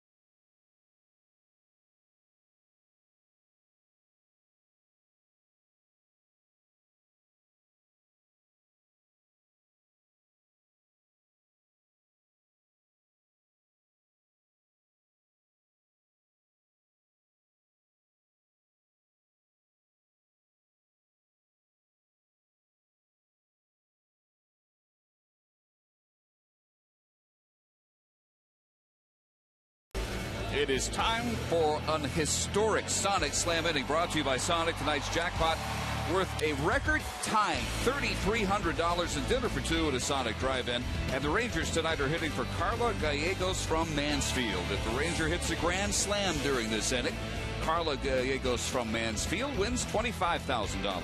You can register at any participating Sonic restaurant. And Tom, I must be the jinx because I have never called a Sonic Slam. Well, just think how great it's going to feel when it finally happens.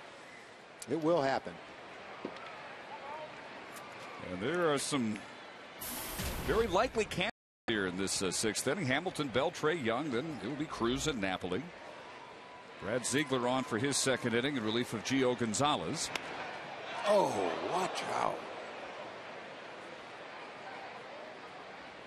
Well, that foul ball directly into the seats behind the third base dugout. And fans calling for some medical help down there,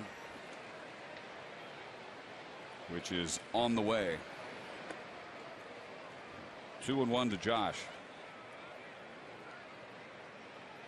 Obviously, extremely trying last 24 hours for Josh Hamilton after the tragic accident of last night. 3-1.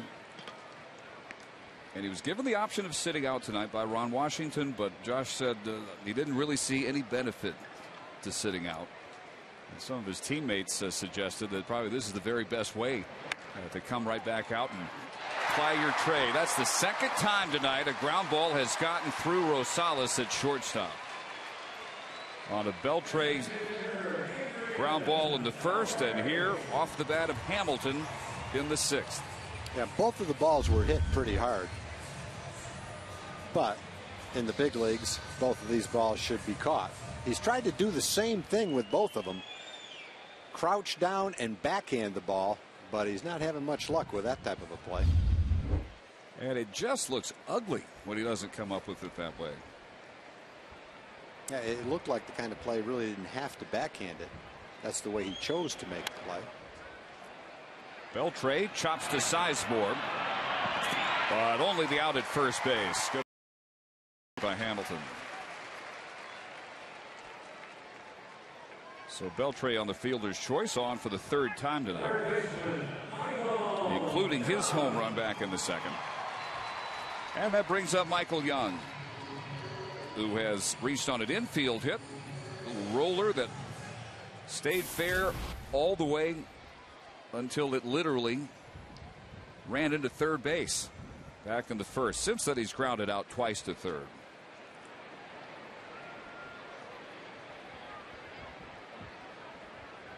Last night, 1 for 3 with a home run. Chop back to Ziegler.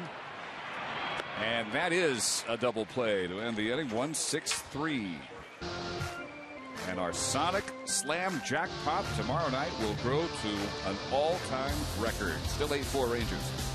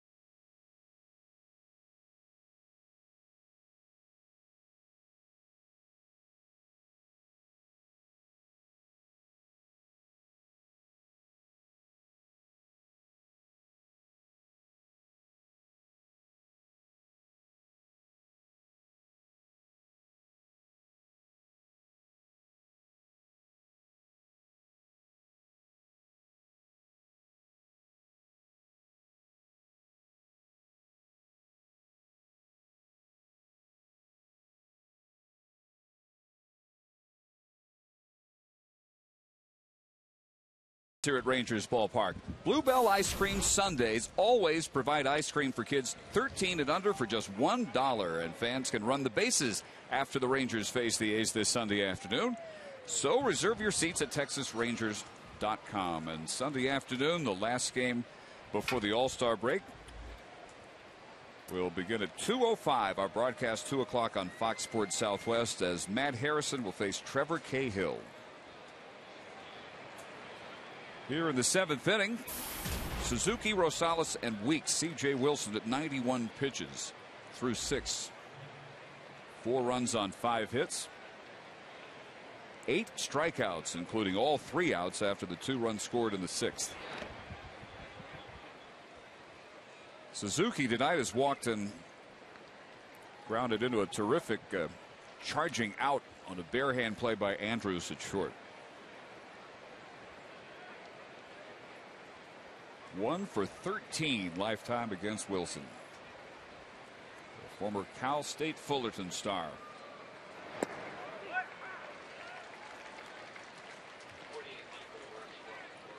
A's have Michael Wirtz now warming up in their bullpen. Tommy Hunter continues to throw in the Rangers pen.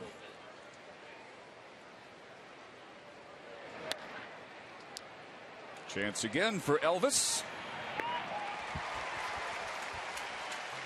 1 gone in the 7th.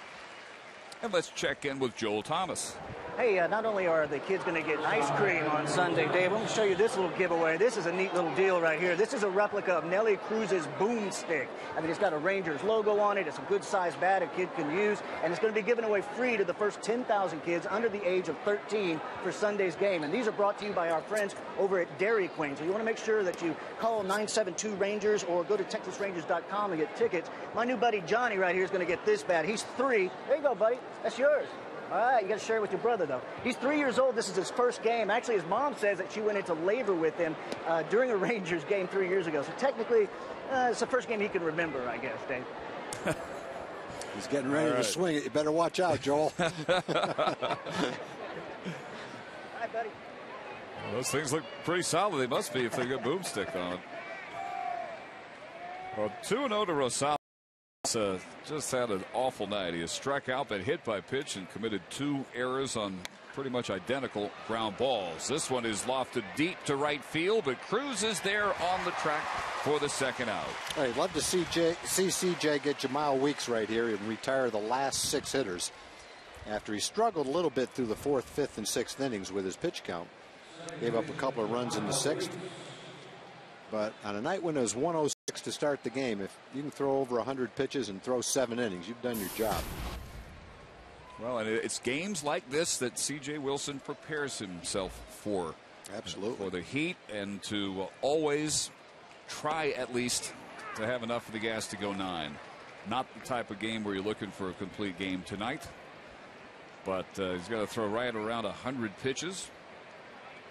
And it's still 98 degrees at 9:13. Quickly out in front of Jamal Weeks, who has struck out, grounded into a fielder's choice, and into an inning-ending double play. This will be CJ's 100th pitch. 1-2. Last game, CJ threw 96 pitches. That's the only time this year he didn't have more than 100 pitches. 6th inning will probably keep him from going 8 innings. CJ, the 3rd Ranger left-hander to make an all-star team. Kenny Rogers did it 3 times. The other, Rick Honeycutt, great year, 1983. Cliff Lee last year, but he was selected when he was still a member of the Mariners. Before that trade, 1 year. 2-2 pitch to Weeks. Lifted to center field. Gentry going back. On the track. Got it at the wall. A 1-2-3 7th inning. C.J. Wilson retires the last 6 batters he faces in the 6th and here in the 7th. Gentry tracking that all the way to the wall. Stretch time in Arlington.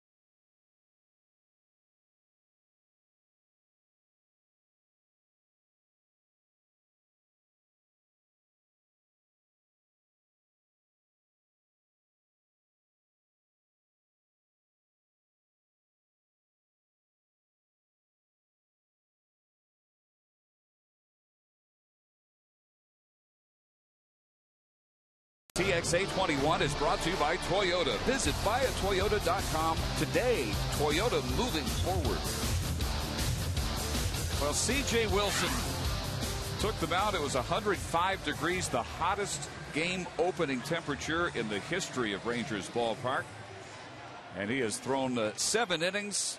He's gone over 100 pitches, 4 runs on 5 hits with 8 strikeouts, and in line now to improve his record pre-All-Star break to 9-3.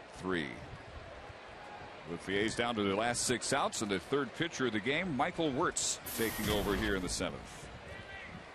Wirtz is the guy with sneaky fastball and a real good slider. Had a couple of really good years in setup relief. Wirtz, 7th inning last night. Worked a 1-2-3 inning. Ground outs by Young, Cruz, and Moreland. 2009, Wirtz had 78 innings and 102 strikeouts. One of the better setup guys in the American League that year. 6-1, 2.63 ERA, even threw in 4 saves that season.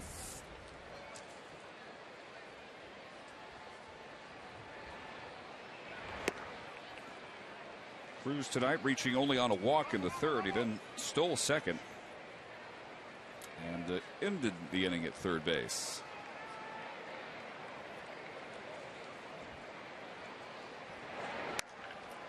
This one is hammered, but back in the seats, and it's 1-2. Rangers made some roster moves just before the game. Andres Blanco placed on the DL with a stress reaction in his lower back. Omar Quintanilla had his contract purchased. He's up from AAA Round Rock. Rangers moved Scott Feldman from the 15 to the 60-day disabled list and announced that Dave Bush had cleared waivers and is now a free agent.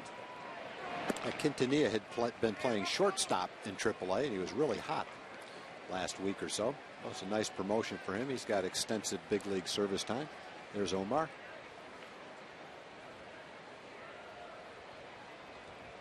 Tom, I want to ask you about the move between DLs for Scott Feldman, the procedural issue here. You can only have at any given time.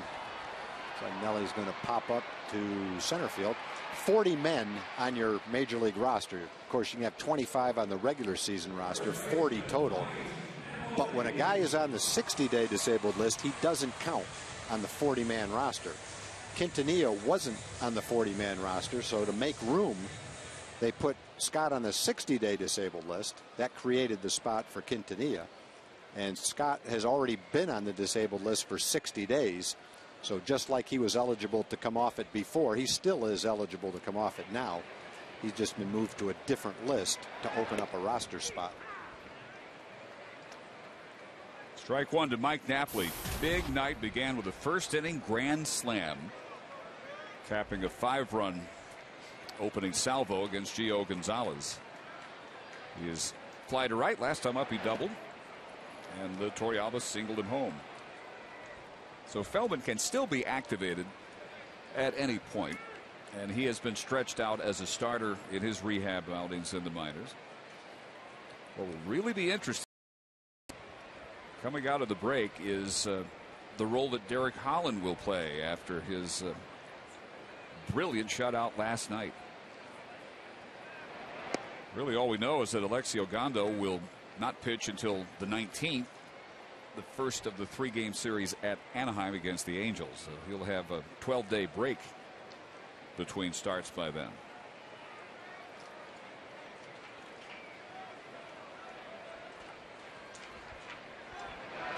But the outing last night by Holland putting a much brighter spin on some decisions that Wash and Mike Maddox will be thinking about over the break as far as setting up their rotation coming out of it. Derek throwing his 2nd shutout of the year, 3rd of his career, 4-hitter.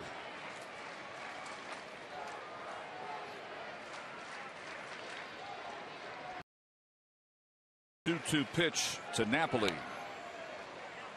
Barely nubs it foul.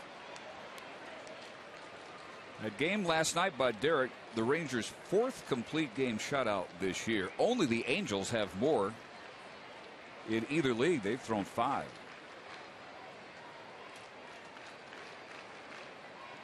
Holland, the first Ranger with more than 1 complete game shutout since Aaron Seeley did it in 1999. This one is hammered deep to left. Sweeney looks up, and it is going to bounce off the wall. And Napoli will jog the second with his 2nd straight double. 8 total base night for the Ranger first baseman. He started out with a home run, a grand slam against a lefty, and now he's got 2 doubles against 2 different tough righties, Ziegler and Wirtz. Got a fastball up and in, pretty much right where his grand slam pitch was.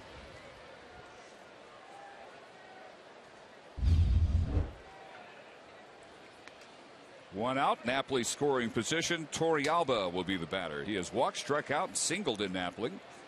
Back in the 5th, his 16th run batted in.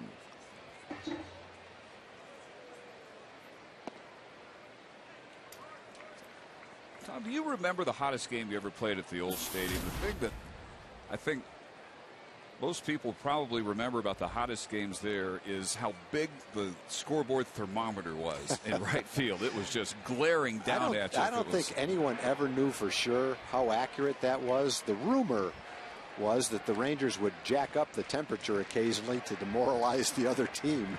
So, you know, I have to think over the course of the old stadium, opened up in for the Rangers anyway, in 1972 through the 94 season.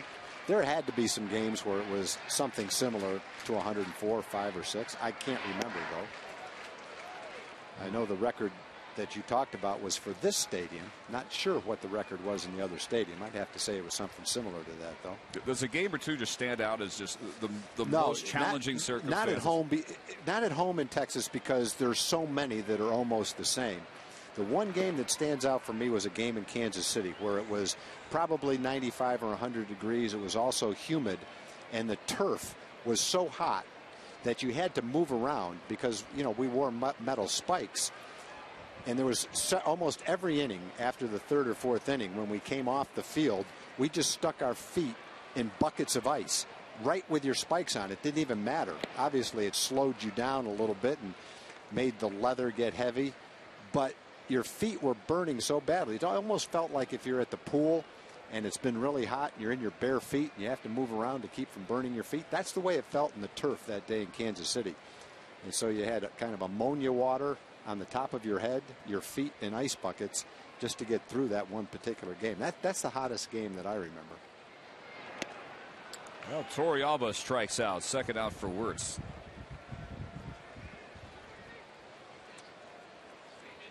And here's our Toyota on the road American League Baseball scoreboard. Tampa Bay Yankees rained out in New York. Bottom of the 9th. Toronto trying to close out Cleveland. Boston up 10-3. Top of the 9th over the Orioles. 8-5 Twins over the White Sox in the 6th. Detroit by 2 at Kansas City. Bottom of the 7th. And the Angels with a run in the bottom of the 1st against Blake Bevan and the Mariners.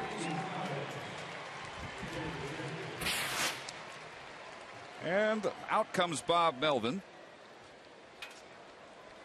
Bob Melvin had the lefty warmed up, maybe anticipating that Ron Washington would go to Endy Chavez. I don't think it makes much difference to Endy Chavez. The way he's swinging right now, he can hit anybody. So it's going to be lefty Craig Breslow coming on. With 2 outs, Napoli at 2nd in the bottom of the 7th.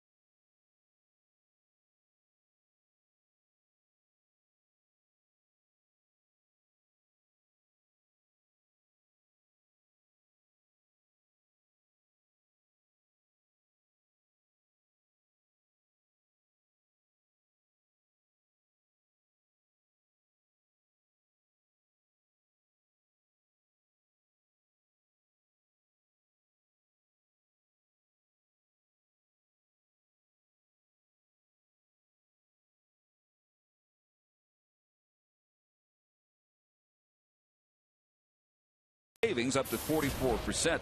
Group pricing is available in 9 different seating areas, including all-you-can-eat seats for all Rangers home games. So book your group at texasrangers.com/groups or call 972-RANGERS.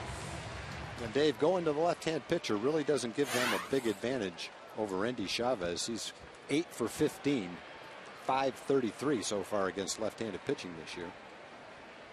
He's hitting .302 against righties and .533, limited at bats, granted. But 8 for 15 is pretty good. So Chavez stepping here into the 9 spot where Craig Gentry struck out all 3 times. Busy first half for Breslow. His 38th outing, trying to nail down the last out of the 7th. And a hard hit shot handled on one hop by Jemile Weeks. And it takes Breslow just 2 pitches to close out the Rangers' 7th. Double by Napoli. 1 man left. We go to the 8th, 8-4 Rangers.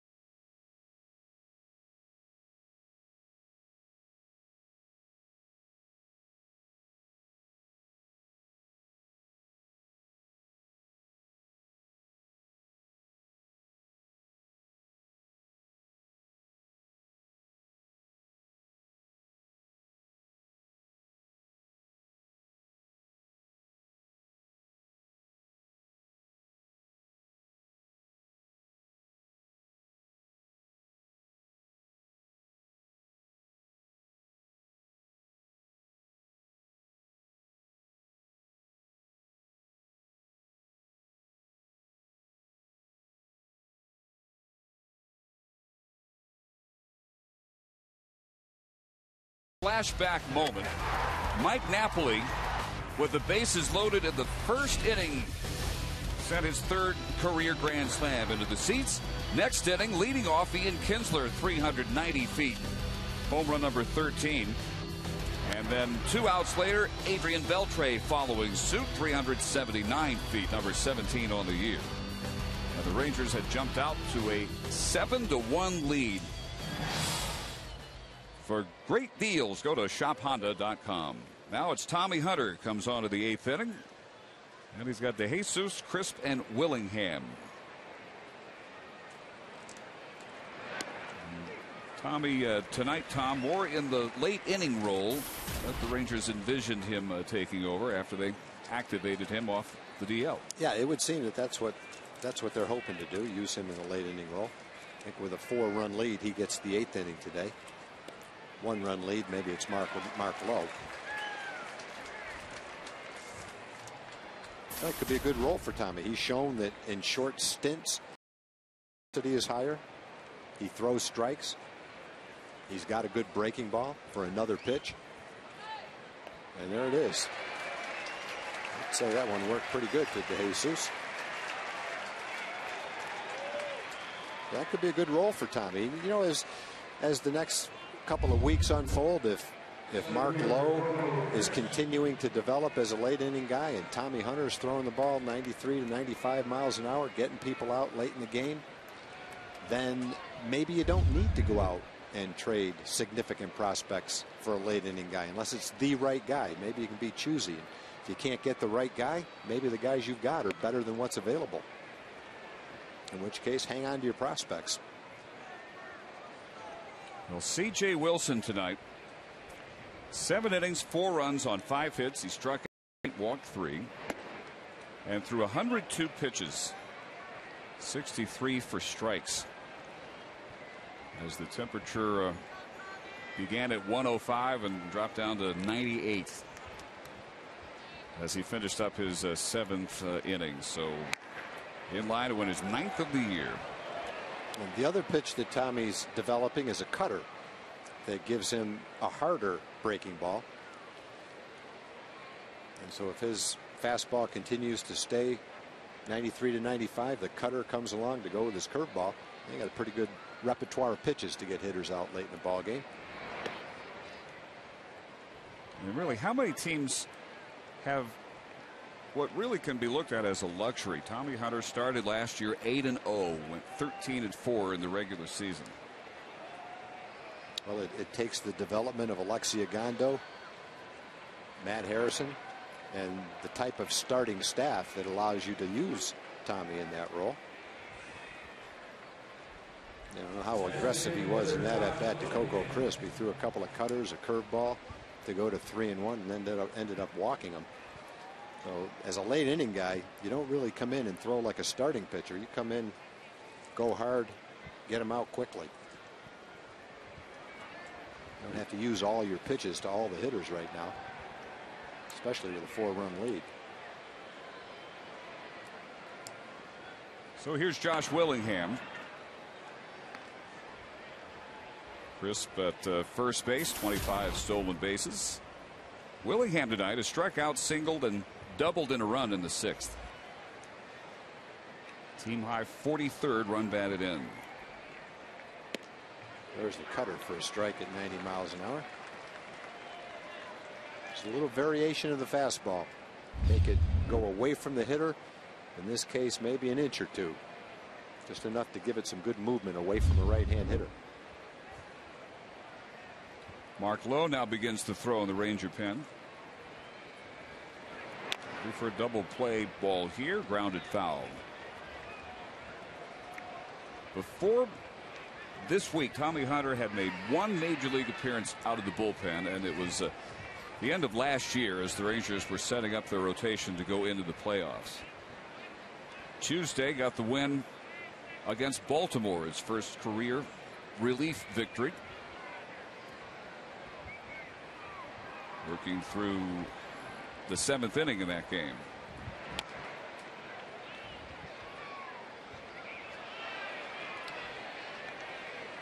Kind of an interesting mental exercise to think, what if Tommy Hunter had not had the groin injury at the end of spring training, opening the door for Alexi Ogando, who's had an all-star first half. Would it make any difference long term? Well, the roles would be different, but who knows in terms of the wins and losses. But it definitely makes a difference to Alexi Ogando, that's for sure. His season's developed into a potential all-star season. And you know, who knows, maybe if Tommy Hunter made the team right out of spring training and stayed healthy, maybe he'd be 8-3 right now too. So you just don't know those kind of things. Just know that with that injury, the Rangers survived it in a big way with Ogando. And now Tommy comes back. Who knows? Maybe he settles into a late inning role that Ogando had last year and takes his place in that role and does a great job as an 7th or 8th inning guy. Yeah, again, talking about pitching depth. Having a guy as talented as Ogando to plug in. Yeah, the other guy that should be on the verge of coming back is Scott Feldman. Wasn't that long ago. He won 17 games. So maybe Scott comes back and fills a need and helps the ball club too right after the break. Right field and slicing back into the seats.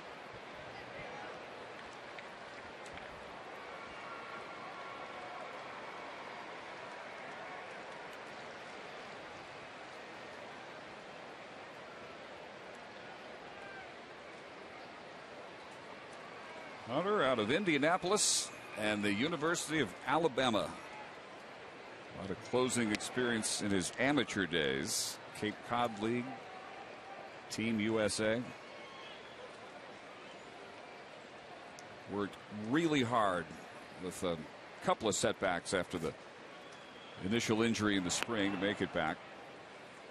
and was wide open to pitching in any role necessary, even with all his success as a starter last year. Just want to finally get the uniform on, get out there and make up for lost time.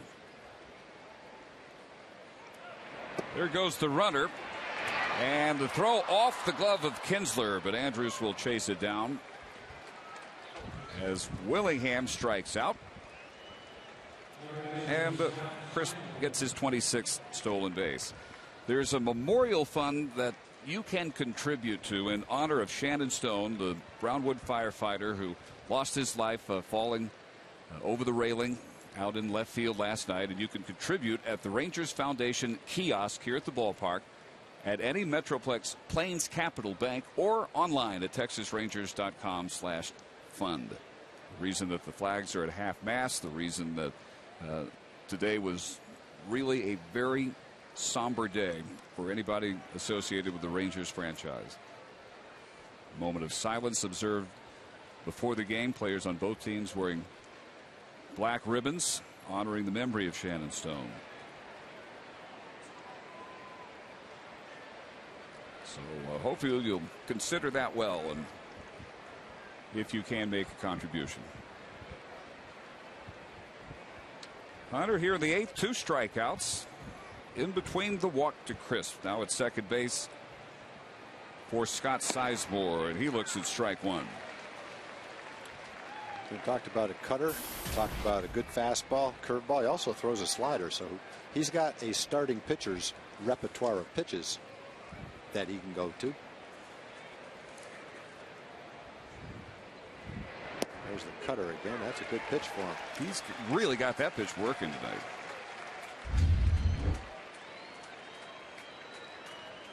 Right there on the corner, right into the target, set out there by Torrealba. Now strike away from getting through the Oakland 8th.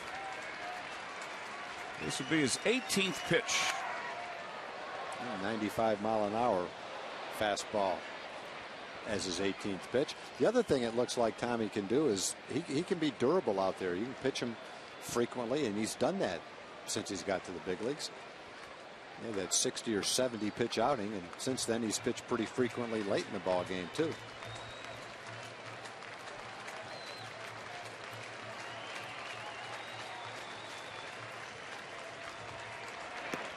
Oh-2, and Sizemore able to lay off that pitch.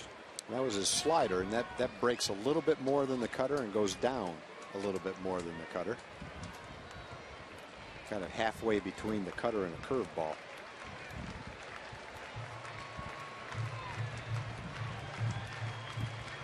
Here's the 1-2, called strike 3. That was a beautiful cutter right there. And now you see why the Rangers like Tommy Hunter late in the ball game. Nothing not to like there. He strikes out the side, strands Crisp at second base.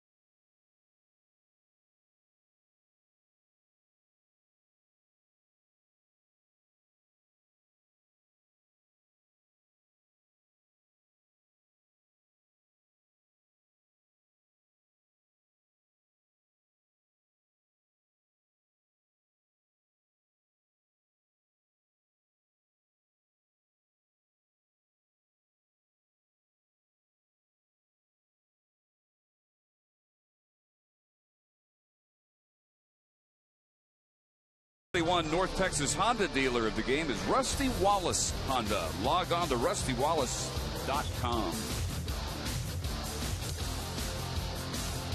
Pitcher number 5 for Bob Melvin coming on to work the 8th inning. Grant Balfour, 33-year-old Aussie, native of Sydney. And he'll have the top of the order: Kinsler, Andrews, and Hamilton. Balfour coming over from Tampa Bay over the offseason. He was with the Rays from 07 all the way through last year. And last year, 228 earned run average, 57 outings for the Rays.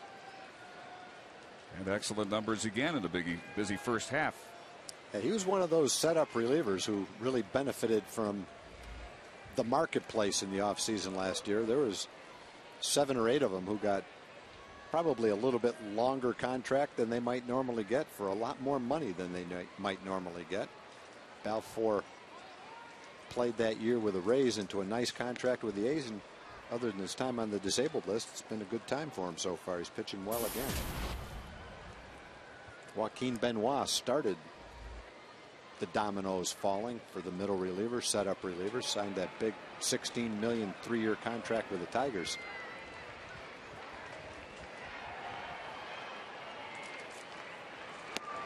First pitch, strike to Kinsler, who has been retired only his first time up when he flied to right. He has since homered and walked twice. And Tampa Bay, even without those departed arms, still right in the thick of it in the East, just 3.5 back. 10 games over 500. Here's tonight's TXU Energy Play of the Game. Yeah, Elvis showing the kind of hands he's got, the athleticism, the arm strength. Put it all together on that play. That was a tough pickup because it hadn't really slowed down significantly, and it took a tricky hop. Made it look easy. Well, he really did. And so that's our TXU Energy Play of the Game. To find a plan that's right for you, call TXU Energy. The right things right now. Elvis tonight, couple of hits. Scored a run, stolen a base.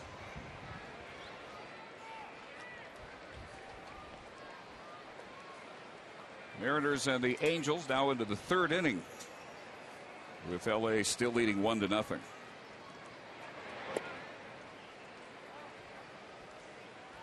And if the Rangers get 3 more outs, the Angels will need to win to stay 1 game back in the division. Oakland in the 9th will have Connor Jackson, Ryan Sweeney, and Kurt Suzuki, the scheduled 3 hitters.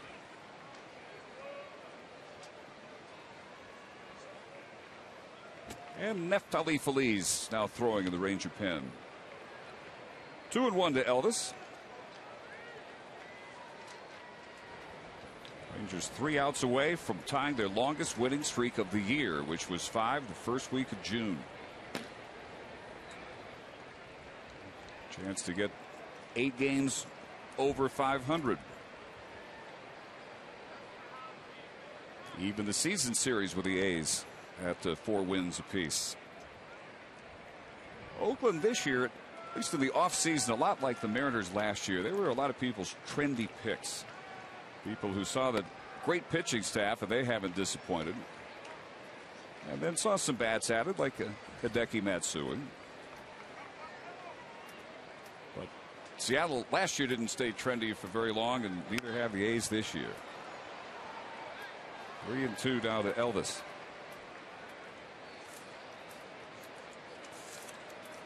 Two more before the All-Star break.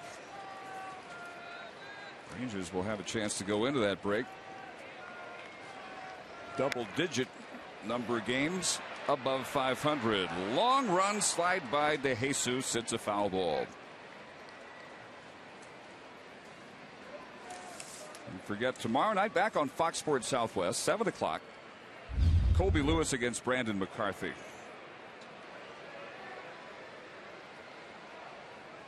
This effort out there by De Jesus.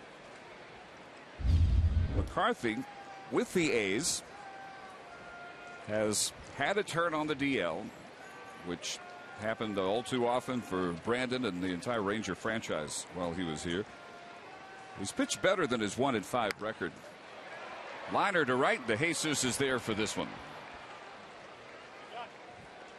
So Grant Balfour gets the first 2 outs here in the Ranger 8th, and now Josh Hamilton. Josh singled and scored in the first, has grounded out twice, and last time up reached on an error by Rosales at short. I'm not going to let the call slip by today. I got one more out here.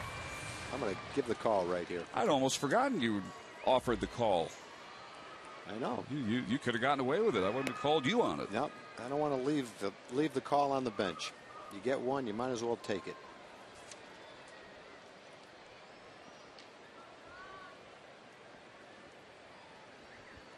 Well, this is the end of a very trying 24-hour period for Josh Hamilton. He sends Crisp to the warning track. But a 1-2-3 8th inning turned in by Grant Balfour. We head to the 9th. 8-4 Rangers.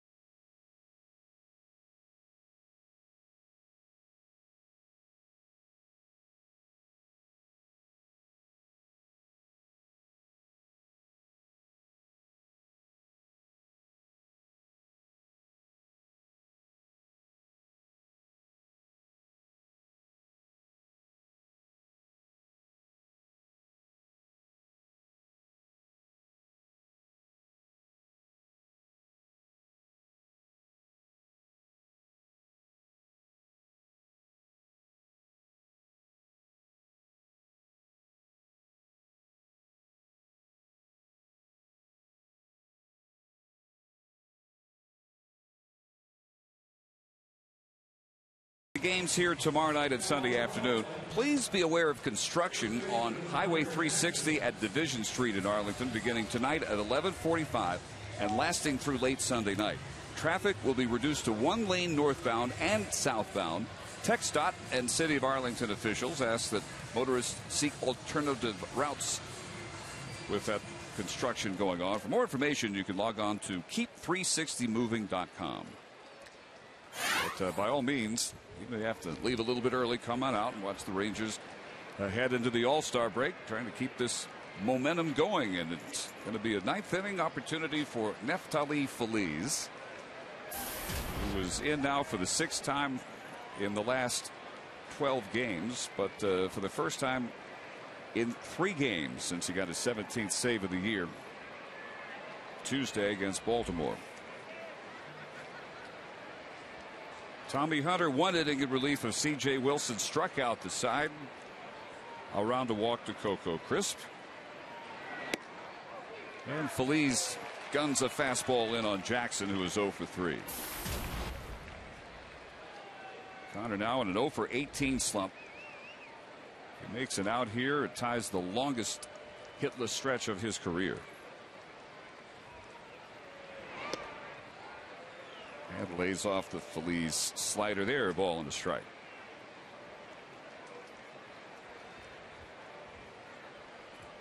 Tom, the return to form of Feliz. Big story closing out the first half of this season. Well, yeah, to be as good as the Rangers want to be in the second half, that has to happen. We can talk about the 7th inning guy, the 8th inning guy, all we want. but it doesn't do much good if your closer doesn't get the job done. And so Neffy's showing some good signs of regaining his form, and that's important.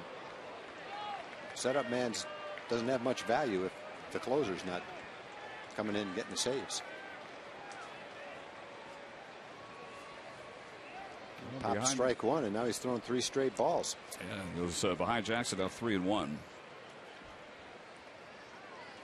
Ryan Sweeney on deck, then it would be Suzuki.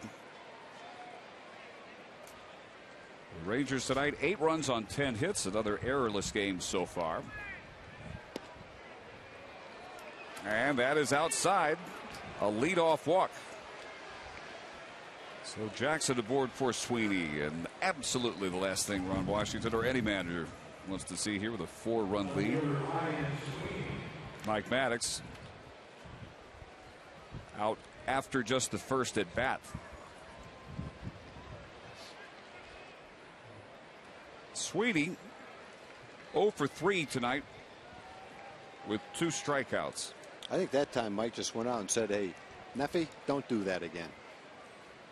Okay, thank you very much. Back to the dugout. Just a reminder. Kind of want them to put the bat on the ball. In case you wanted to know, we don't want you to do that again. Starts out low. 6 pitches, only 1 strike. And that was the first pitch.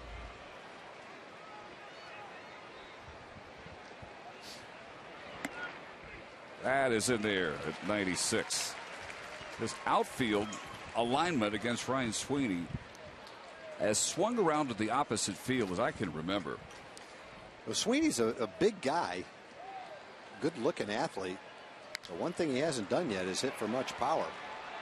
Pulls it through the right side there for a base hit, and Jackson will scamper around to third base. And 2 on, nobody out in a 4-run game. And suddenly, the potential tying run beyond deck circle. And that will get Darren Oliver up and throwing. Feliz now to work to Kurt Suzuki, who has walked and twice grounded to short.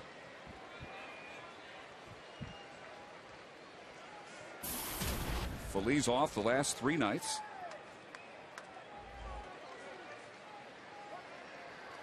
Maybe a little rust in the first couple of hitters, but strike 1 at 97 here to Suzuki.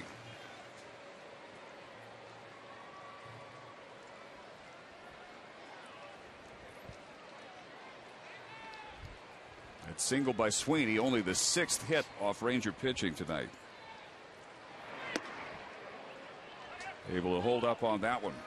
Wilson, the starter, went 7 innings, 4 runs, 5 hits.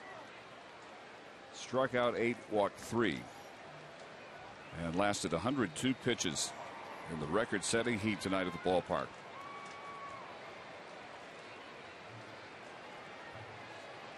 Now up to Feliz to try and finish it out, and that misses wide, and it is 2 balls and a strike. And of the first 11 pitches, 7 have missed the zone. Yeah, one thing this is not going to be. This is not going to be a closer pitching until he gets a save or the game is tied. If he doesn't throw more strikes, you're going to see Darren Oliver and Mark Lowe finishing off this inning. One thing a closer can't do. A closer can't come in and walk batters. Late inning bullpen guys have to throw strikes. One thing to give up a hit. Any pitcher's going to give up hits, but pitching late in the game doesn't matter what the score is. You got to come in and throw strikes. Pop up here, but this is going to come back out of play. You know, some will wonder, since it's not a save situations for Feliz, if he is as intense. And from the looks of things so far, the answer tonight at least may be no, he's not. I think a lot of closers will say that's a hard part for them. When it's not a save situation, the adrenaline is not flowing the same way. But if it wasn't flowing that way when you come into the game, it's got to be flowing right now. 3-2 pitch, and again fouled out of play by Suzuki. You pop that one up there at 99 miles an hour. That's kind of like what you'd like to see the first pitch. so you don't get into this situation. Mark Lowe has joined Oliver now in the bullpen. Double barrel for the Rangers. Crowd of nearly 38,000 behind Feliz here. Pitch might have been low, but it turns into a double play. Jackson scores, but the A's are down to their final out. What a major turn of events on one pitch. If he takes that pitch, it's ball 4, the bases are loaded, and nobody out. Instead, he swings at that pitch, and the Rangers turn a double play. Now there's 1 run in, 2 outs, and nobody on. That was a very borderline call, had he not swung at it. Yeah, and he might have gotten the call, but chances are that pitch is not going to be called a strike. So, Adam Rosales, last chance. Michael Young with the dig at first by Napoli. The Rangers take the first 2 games of this 4-game series, and they have equaled their longest winning streak of the year, 5 straight. 8-5 tonight as C.J. Wilson improves to 9-3. Little bit of a rocky knife heading by Feliz, but he got the pitch to Rosales here to finally end it. Yeah, Mike Napoli showing that he can pick the ball out of the dirt just as well at first base as he can when he's catching. Saves Michael an error right there with a nice play at first base. And Feliz comes back, gets the double play, gets the last out, and the Rangers hang on to win it 8-5. This is a game that featured one of the best opening innings of the year. 5 runs, including a Napoli grand slam. Gio Gonzalez would last only 4 innings in his worst start of the year, giving up 7 runs, 4 of which were unearned on 7 hits. And the Rangers, as of right this moment, a game and a half lead on the Angels, who are tied 1-1 with Seattle, top of the 4th, at 49-41, with 2 more left here against the A's before the All-Star break.